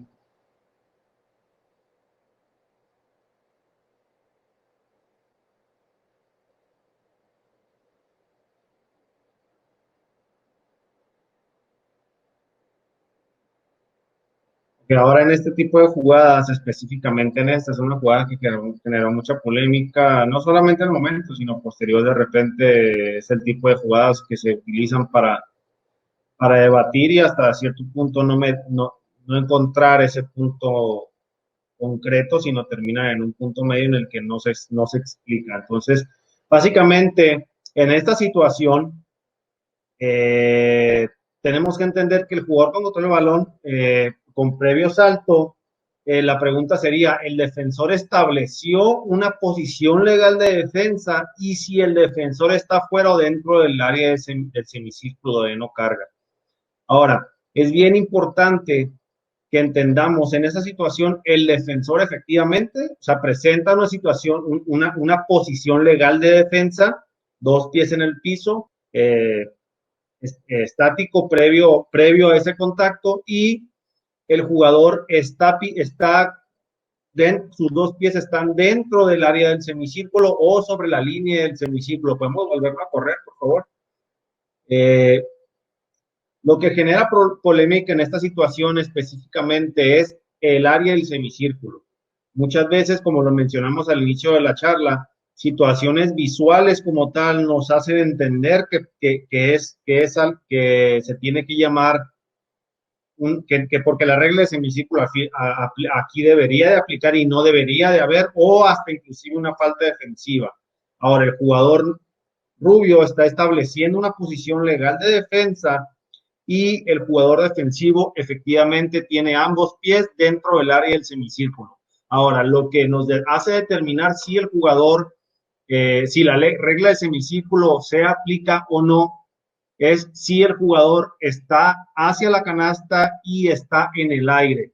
Hay que recordar, aquí como menciona, aplica la regla de semicírculo de no carga en esa situación. Aquí la regla de semicírculo no aplica. ¿Por qué? Porque el jugador no está en el aire. Si podemos observar la jugada, el jugador cae en el piso y después se genera un contacto, que es algo muy similar a lo que tuvimos en la primera jugada. Hay que recordar que para que la regla del semicírculo aplique necesitamos dos situaciones. El defensor debe tener uno o ambos pies en contacto con la zona del semicírculo. Si el jugador está en contacto con el área del semicírculo, efectivamente la línea del semicírculo forma parte del área del semicírculo. Y el segundo requisito es que el atacante se dirija hacia la canasta a través de la línea de semicírculo y lance al cesto o pase el balón mientras se encuentre en el aire. Ahora, efectivamente, aquí lo que hace que la regla de semicírculo no aplique es que el jugador ofensivo cae en el piso, no se eleva hacia la canasta, no está en el aire y se genera una situación de básquetbol 100%.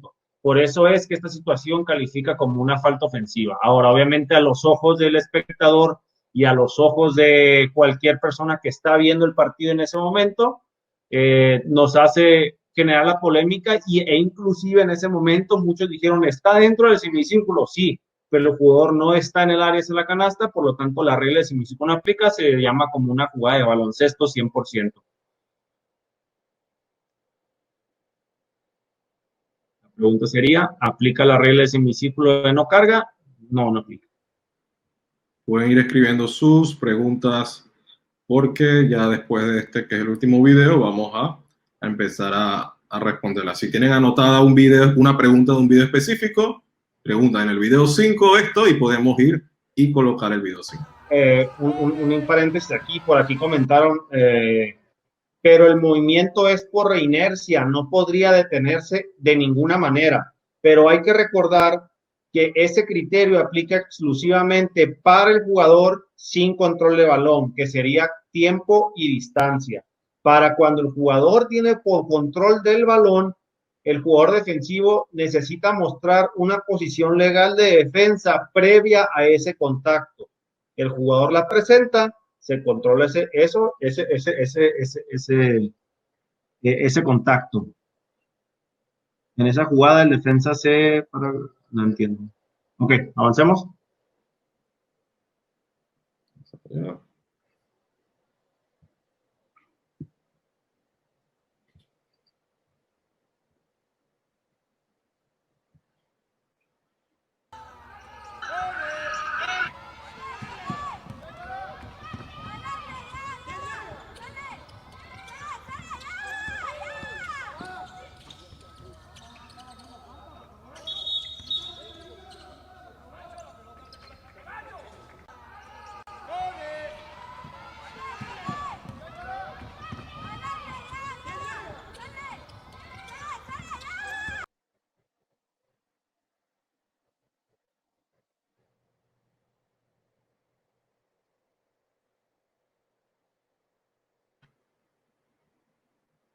Okay,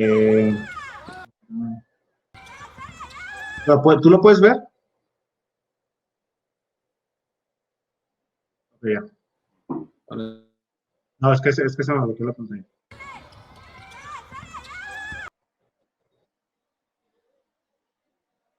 Ok, es bien importante en esta jugada. Avánzala otra vez, por favor. ¿La puedes volver a poner?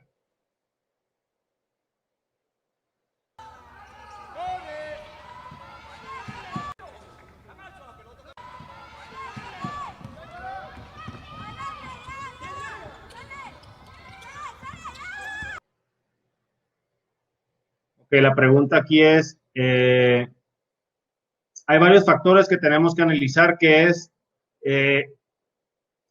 cuándo se genera ese contacto, este jugador defensivo, de dónde venía, cuál era su posición previa a ese contacto y cuál era su posición al momento del contacto adicional de que estoy yo observando como árbitro. Si la corremos, ahí lo pausaron o está en pausa normal. No, está en pausa normal.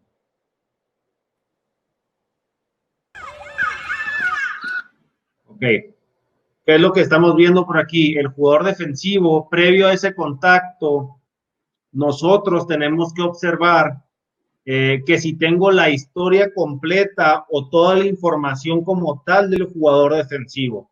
Adicional de eso, tenemos que saber si el jugador defensivo está en una posición legal de defensa. Cosas específicas que podemos rescatar de este video como tal es de que el jugador defensivo se está desplazando, efectivamente, al no mostrar una posición legal de defensa, él termina siendo el responsable de ese contacto porque por un esfuerzo por intentar detener esa penetración hacia el cesto genera un contacto y adicional, parece que aquí el árbitro no hace una llamada y terminamos llamando una falta técnica con el entrenador. Ahora es bien importante entender que cuando tenemos una situación como esta, siempre que nosotros no tenemos una llamada como tal, termina siendo un reclamo por algún entrenador o jugador y que terminamos nosotros reaccionando de forma emocional. Entonces, cosas importantes que tenemos que saber aquí es qué es lo que yo estoy observando al momento de llegar a mi posición de setup como posición inicial en la mecánica, si estoy observando al defensivo previo a ese contacto y al momento de que se genere el contacto, saber si este jugador defensivo tenía una posición legal de defensa. En esta situación, el jugador se sigue desplazando en su intento por intentarlo defender, no presenta una situación legal de defensa, genera un contacto por la lateral y entonces viene un jugador al piso. Esto sería responsabilidad 100% del jugador defensivo y qué es lo que provoca el no llamar, que un entrenador pues reclame, pierde el control, y a nosotros al intentar defender esta llamada o no llamada, reaccionamos a cierto punto como de forma emocional con una falta técnica. Adicional de eso hay otros factores que juegan rol, como es el marcador, como es el tiempo, que al final del día esto es, si nosotros nos mantenemos en los básicos, siempre recordando que es observar la posición legal de defensa, observar la defensa, identificar si es con balón o sin balón y aplicar esos principios, siempre vamos a poder tener las llamadas apropiadas para esa situación. El hecho de nosotros olvidar y no entender si el jugador tiene o no balón, si estoy viendo la defensa, si de repente no estoy viendo donde tengo que ver, nos va a desencadenar en que nos desconectemos de la jugada y tengamos situaciones como estas. Mientras ustedes empiezan a colocar sus preguntas, si son de videos específicos, si son de algún concepto, antes de colocamos lo que será la charla de la próxima semana para que ya puedan anotarlo desde ya. Recuerden que siempre estamos martes, 7 de la noche de Panamá y Ciudad de México, y agradecemos nuevamente a todas las instituciones, organizaciones que hacen un espacio los martes para acompañarnos. La siguiente semana, la charla número 6, tratará sobre scouting, con el concepto, sí, estamos preparados, pero sin prejuicios. Vamos a tener como invitado al árbitro internacional Roberto Vázquez para hablar un poco sobre ese scouting que hacen los árbitros previo al juego para empezar a activar esa mentalidad filosófica y tener más herramientas. Es abierta para árbitros, para entrenadores, igual para jugadores. El scouting no va a ser solamente de personas, sino de equipos, de tendencia, y importante cuando hablamos de esto en que no solamente se hace en el alto nivel, en todos los niveles en donde uno participa en una liga constante y que generalmente participan los mismos equipos, mismos jugadores, mismos entrenadores, se puede aplicar. Entonces están todos cordialmente invitados para la próxima semana.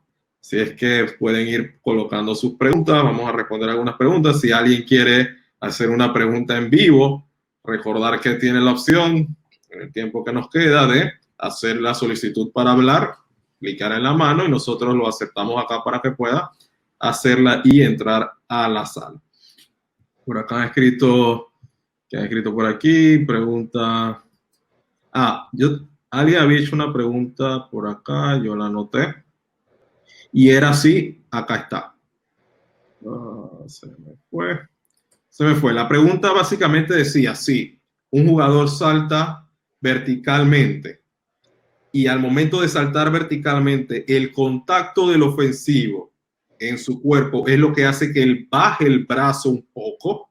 Muchas veces vemos el brazo abajo y decimos no estás vertical. Y hay que tener bastante sentido común, porque no tenemos un transportador para ver cuántos grados bajó o cuántos grados está exactamente arriba.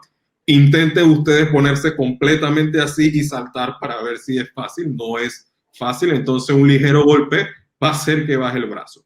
¿Qué es lo que estamos buscando? Si ese brazo que está abajo, al momento del ofensivo subir, genera un contacto en su brazo para lanzar. En ese caso, está ocurriendo un contacto ilegal y yo, que soy el defensa y tengo el brazo fuera de mi cilindro, soy el responsable. Pero no por el simple hecho de tener los brazos un poco inclinados, cuando realmente no ha ocurrido ningún contacto con los brazos, sino en el torso. Eso no implica que ese jugador no esté verticalmente, y mucho menos cuando ese pequeño brazo abajo es producto de ese contacto que hubo en el torso. Por acá preguntan, no quedó muy claro con la aplicación del semicírculo. Vamos a agendar la sesión de semicírculo específicamente, pero hoy, básicamente le podríamos comentar en esas situaciones que no aplicaba el semicírculo, ¿por qué no aplicaba? Omar, no sé si nos repites por qué no aplicaba en la segunda situación. O sea, cuando la regla de semicírculo aplica, implica que el jugador defensivo tiene los dos pies en contacto con la zona del semicírculo. En este caso sería la línea o lo que es la pintura dentro de la línea. y el jugador ofensivo está en el aire.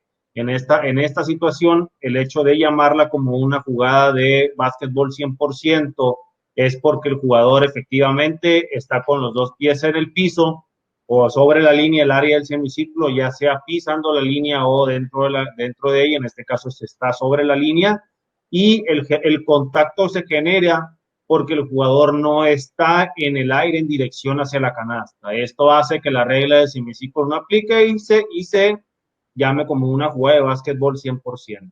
En el supuesto caso de que el jugador estuviese en el aire, tenemos los dos pies en contacto con el área del semicírculo y tenemos un jugador que va hacia la canasta y se genera el contacto. Ahí es cuando la regla del semicírculo aplica.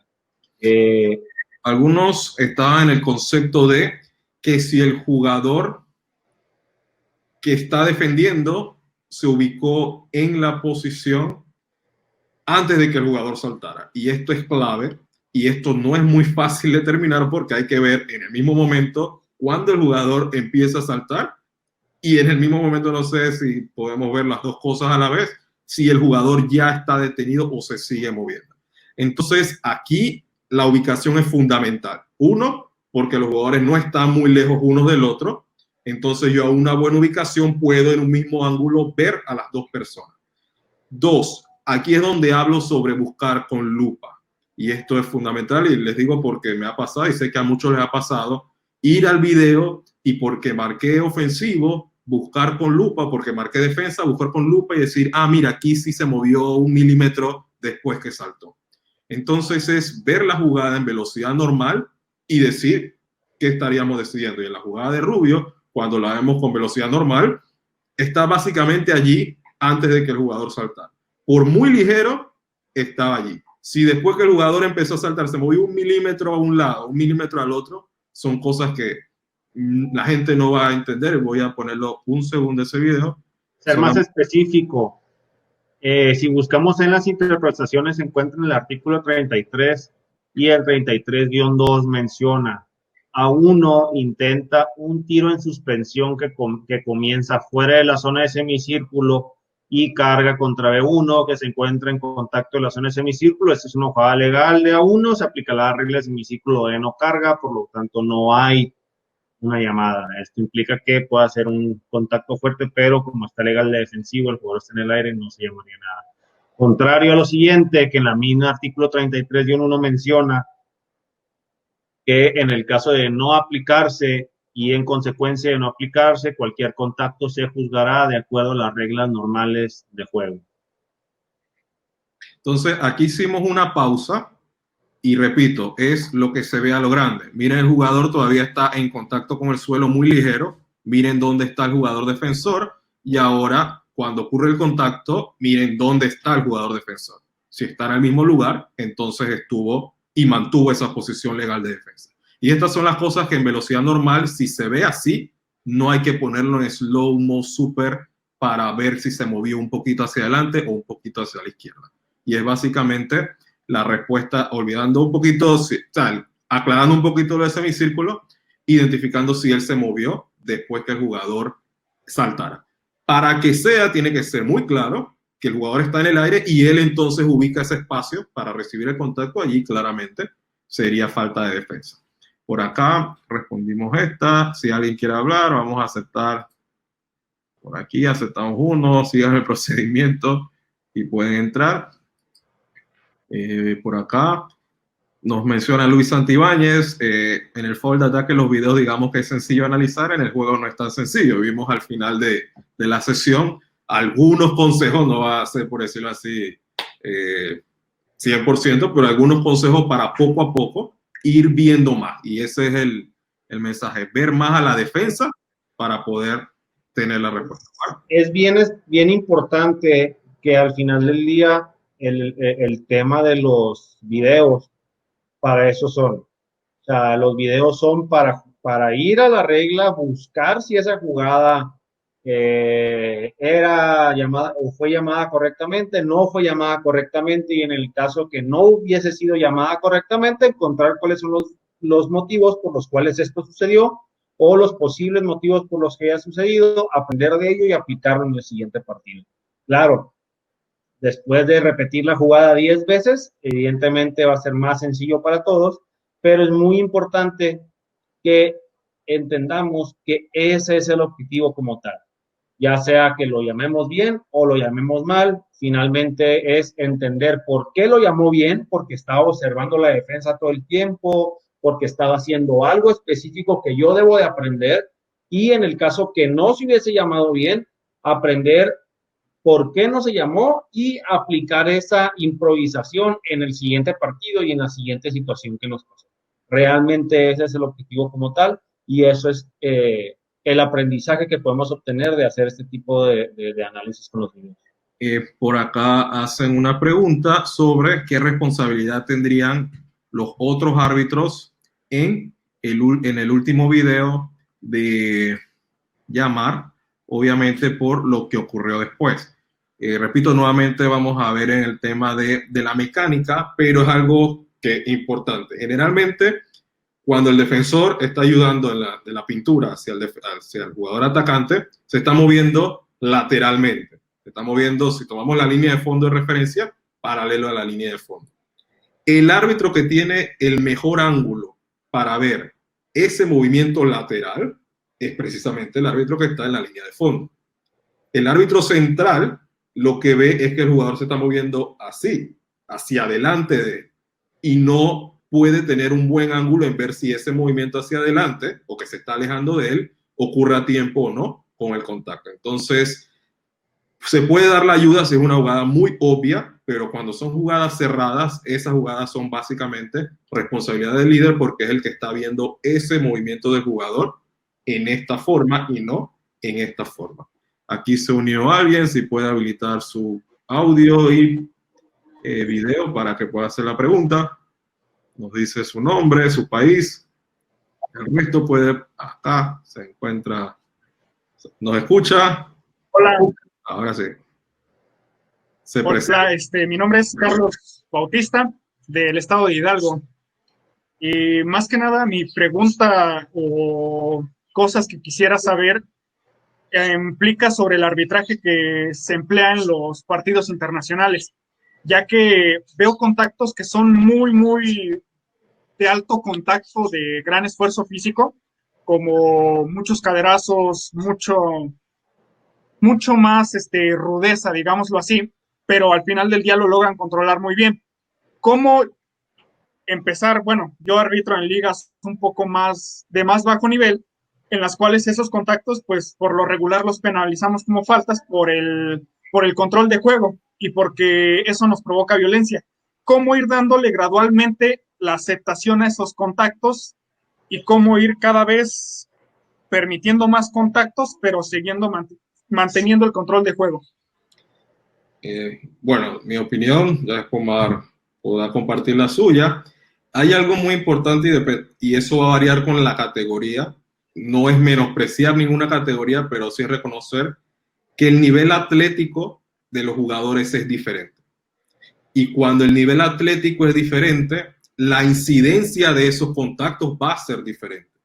No es lo mismo que dos jugadores en un juego de eliminatoria, México-Canadá, choquen y caigan estables y se mantengan jugando, a que dos jugadores en otra categoría, segunda división, tercera división, haya el mismo choque, pero tenga una mayor incidencia por esa parte atlética. Entonces, no es necesariamente que allá se marca y acá no. Es lo que mencionamos al principio, es el mismo contacto ilegal, pero aquí en mi partido tiene más incidencia que allá, por lo tanto, es una falta personal. Y eso va a ser, el fundamento de esa llamada. ¿Sí? Cómo mido esa incidencia y cómo la penalizo. Y sobre el control de juego, siempre se recomienda ir de permitir un poco a cerrar el juego. Al principio se permiten algunas cosas y si ven que ellos no están de acuerdo en eso, y de los dos lados, obviamente, no están de acuerdo con ese nivel de contacto, entonces los árbitros pueden empezar a marcar un poco más para controlar el juego, siempre tratando de que se mantenga fluido. Lo que no podemos hacer es lo inverso. No podemos comenzar pitando todo y ya después de unos minutos ya nos cansamos y empezamos a dejar pasar cosas y entonces ahí es que comienza una inconsistencia porque nosotros mismos no duramos pitando tanto falta. Entonces, esa es la recomendación, ir un poquito abierto y si ven que hay unas reacciones por algunos contactos que no se están llamando, empezar a marcarlo de los dos lados, pero siempre buscando control y fluidez a la vez. Omar. Carlos, ¿cómo estás? Oye, mira, yo te entiendo el tema de que, y te lo voy a plantear de la siguiente manera. Yo conozco muchas personas que de repente ven un partido de alguna liga profesional en cualquier parte del mundo y de repente te dicen, no, pues eso no es básquetbol, eso se la pasan agarrándose todo el tiempo. ¿Estás de acuerdo conmigo? O sea, muchas personas hablan así. No, eso no es básquet, se la pasan agarrándose y es muy fácil arbitrar porque realmente no les arbitras, están agarrándose. Pero la realidad de las cosas es de que el nivel o el proceso de cada juego es completamente diferente. ¿Qué te quiero decir con esto? Que muchas veces en los partidos infantiles que se pueden llegar a presentar en algún momento y en algún momento cuando los trabajé, el mismo contacto que tú tienes en una liga profesional, el mismo contacto que tú tienes en una liga abierta, no es el mismo criterio que se utiliza en una categoría U10, por así decirlo. ¿Por qué? Porque las condiciones físicas de los jugadores, la capacidad de poderse desplazar por toda la cancha o de soportar un contacto como tal, no es la misma, lo cual te obliga a llamar mayor cantidad de faltas. Y esto es porque nosotros como objetivo primordial es tener fluidez en el partido. Obviamente que se respeten las reglas y que tengamos esa fluidez. Y basado en esa fluidez, nosotros podemos entender que muchas veces en algunos niveles que llegamos a ver decimos, oye, pero se están agarrando demasiado, les están permitiendo demasiado. Pero la realidad de las cosas es que son contactos tan incidentales en el juego que se convierte en algo cotidiano para los jugadores. Y no me refiero a que porque si todos los jugadores están agarrando la camisa, es normal, no. Sino me refiero que muchas veces ese bombeo con la parte lateral, el poder llegar a sentir al jugador con las manos o este tipo de situaciones, se representan menos peligro conforme las capacidades físicas de los jugadores son mayores. Entonces, la realidad de las cosas es que la pauta de qué tanto podemos permitir en el partido es una gran cantidad de factores, pero principalmente es que la fluidez del juego y que el ritmo, la velocidad, como lo mencionó Julio, ritmo, velocidad, rapidez, todo eso no se vaya afectado, no se ve afectado como tal. O sea, si nosotros estamos viendo que ese problemita, de repente ya estamos viendo que el jugador pierde control de balón, hay que llamar la falta. Entonces, realmente no hay algo predeterminado en el que yo te voy a decir, esto es falta y esto no es falta. No, simplemente es que tanto interfiere y entorpece la fluidez del partido y eso es lo que nos va a determinar si vamos a llamar la cantidad de faltas que tenemos que hacer. Perfecto. Carlos, puede enviar un saludo. Si conoce a alguien que está conectado, le puede enviar un saludo para recibir el resto. Dale.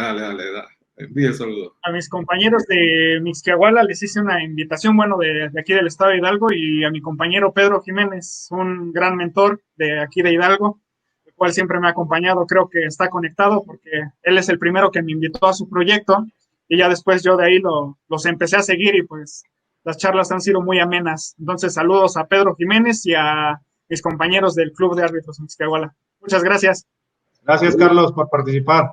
Como Carlos pueden también, recuerden solicitud para hablar, la manito, nos vamos a quedar unos 10 minutos para completar las 2 horas y pueden hacer su pregunta en vivo. Por acá pregunta, ¿qué pasa si el jugador obtiene control del balón en el aire y el defensa se para en la línea del semicírculo y el jugador ofensivo en el aire no puede cambiar de dirección y hay un contacto? La clave sería, sin importar si tiene el balón o no y si estoy parado en la línea del semicírculo o no, la clave es si el defensor ocupó ese lugar antes de que el saltador salte. Olvídense del semicírculo, olvídense del balón. Si yo me paro en un lugar y alguien viene corriendo y salta y me cae encima, él es el responsable.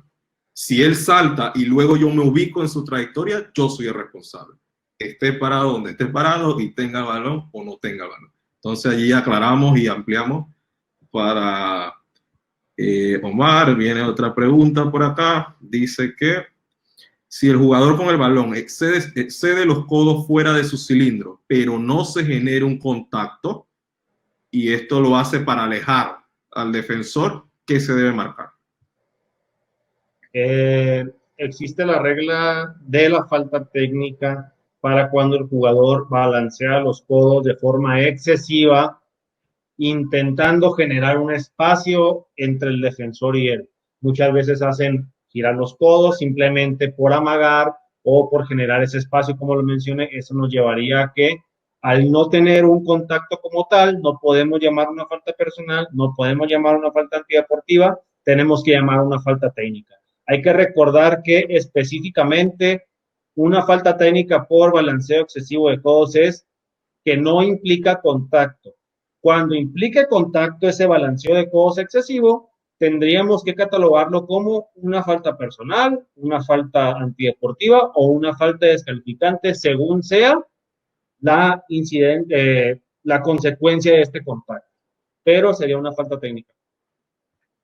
Correcto, por acá dicen, cuando un jugador está en el poste y recibe un pase, gira sobre su cilindro con el balón y mantiene los codos abiertos, y este tiene una marca estrecha y topa con su adversario con el codo en la cara, ¿cómo la marcaríamos? Esto lo mencionamos en el video en la parte del cilindro, y es si ese jugador ahora, con la nueva imagen del cilindro de jugador ofensivo, que le permite abrir los codos hasta la anchura de sus hombros, con el balón aquí, a la anchura de sus hombros para ir hacia el cesto. Si él hace ese movimiento, es completamente legal y no es responsable de cualquier contacto que ocurra con un defensor que está estrecho a él.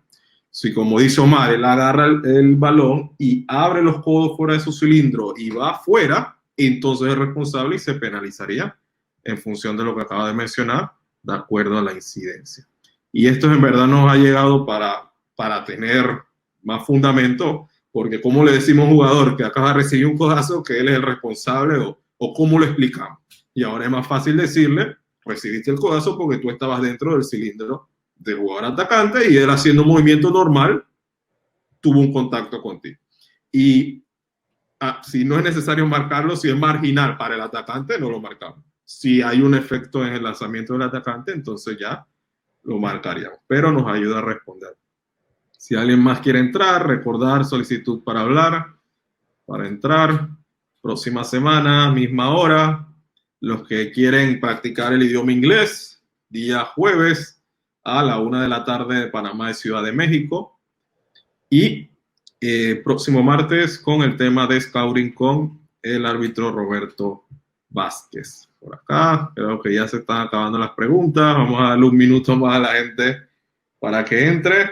Si nadie entra, creo que por acá dice, ¿cómo evalúan la relación del fake y el foul de ataque? Dado que la posición de los jueces no siempre es la que se quisiera.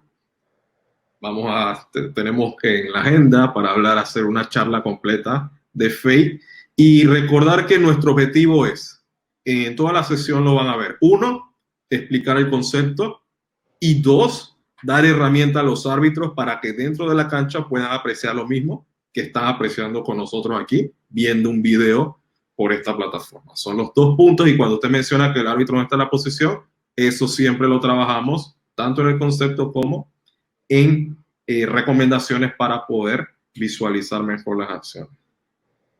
Bueno, creo que ya se acabaron las preguntas. Omar, palabra de cierre. Nada, no queda más que simplemente agradecerle a todas las personas que se están conectando cada semana. Solamente recordar los conceptos de cuando no tenemos control de balón, aplica el tiempo-distancia. Cuando tenemos el balón, control de balón, aplica si el jugador ha presentado una posición legal de defensa, esté estático y ha recibido el contacto directamente en el torso.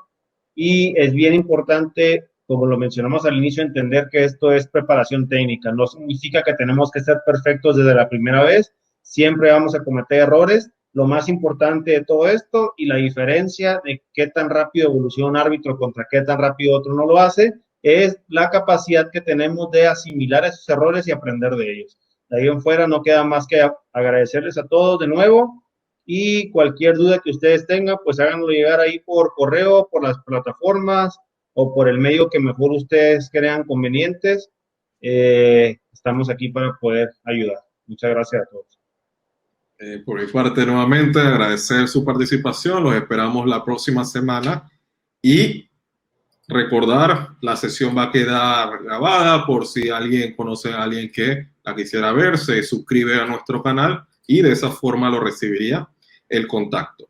Sí le vamos a pedir el favor a cada las personas que todavía se encuentran que al momento de recibir esa sesión o el link de esa sesión, solo la puedan visualizar a través del link, pero no se debe publicar ese link en redes sociales, ni en Instagram, ni en Facebook, porque es un link privado, un link que ustedes reciben porque están suscritos para visualizarlo. Así que sí le pedimos ese favor. Muchas gracias. Por acá, antes de irnos, una última pregunta sobre las cortinas. Otro tema, y eso es la idea de nosotros. Sabemos que tenemos 30 años más para seguir hablando con ustedes, así que no podemos hablar de todos los temas en un día y usarlo bien específico para poder hablar. Así es que, de mi parte, muchas gracias nuevamente. Nos esperamos el próximo martes. Gracias. Saludos.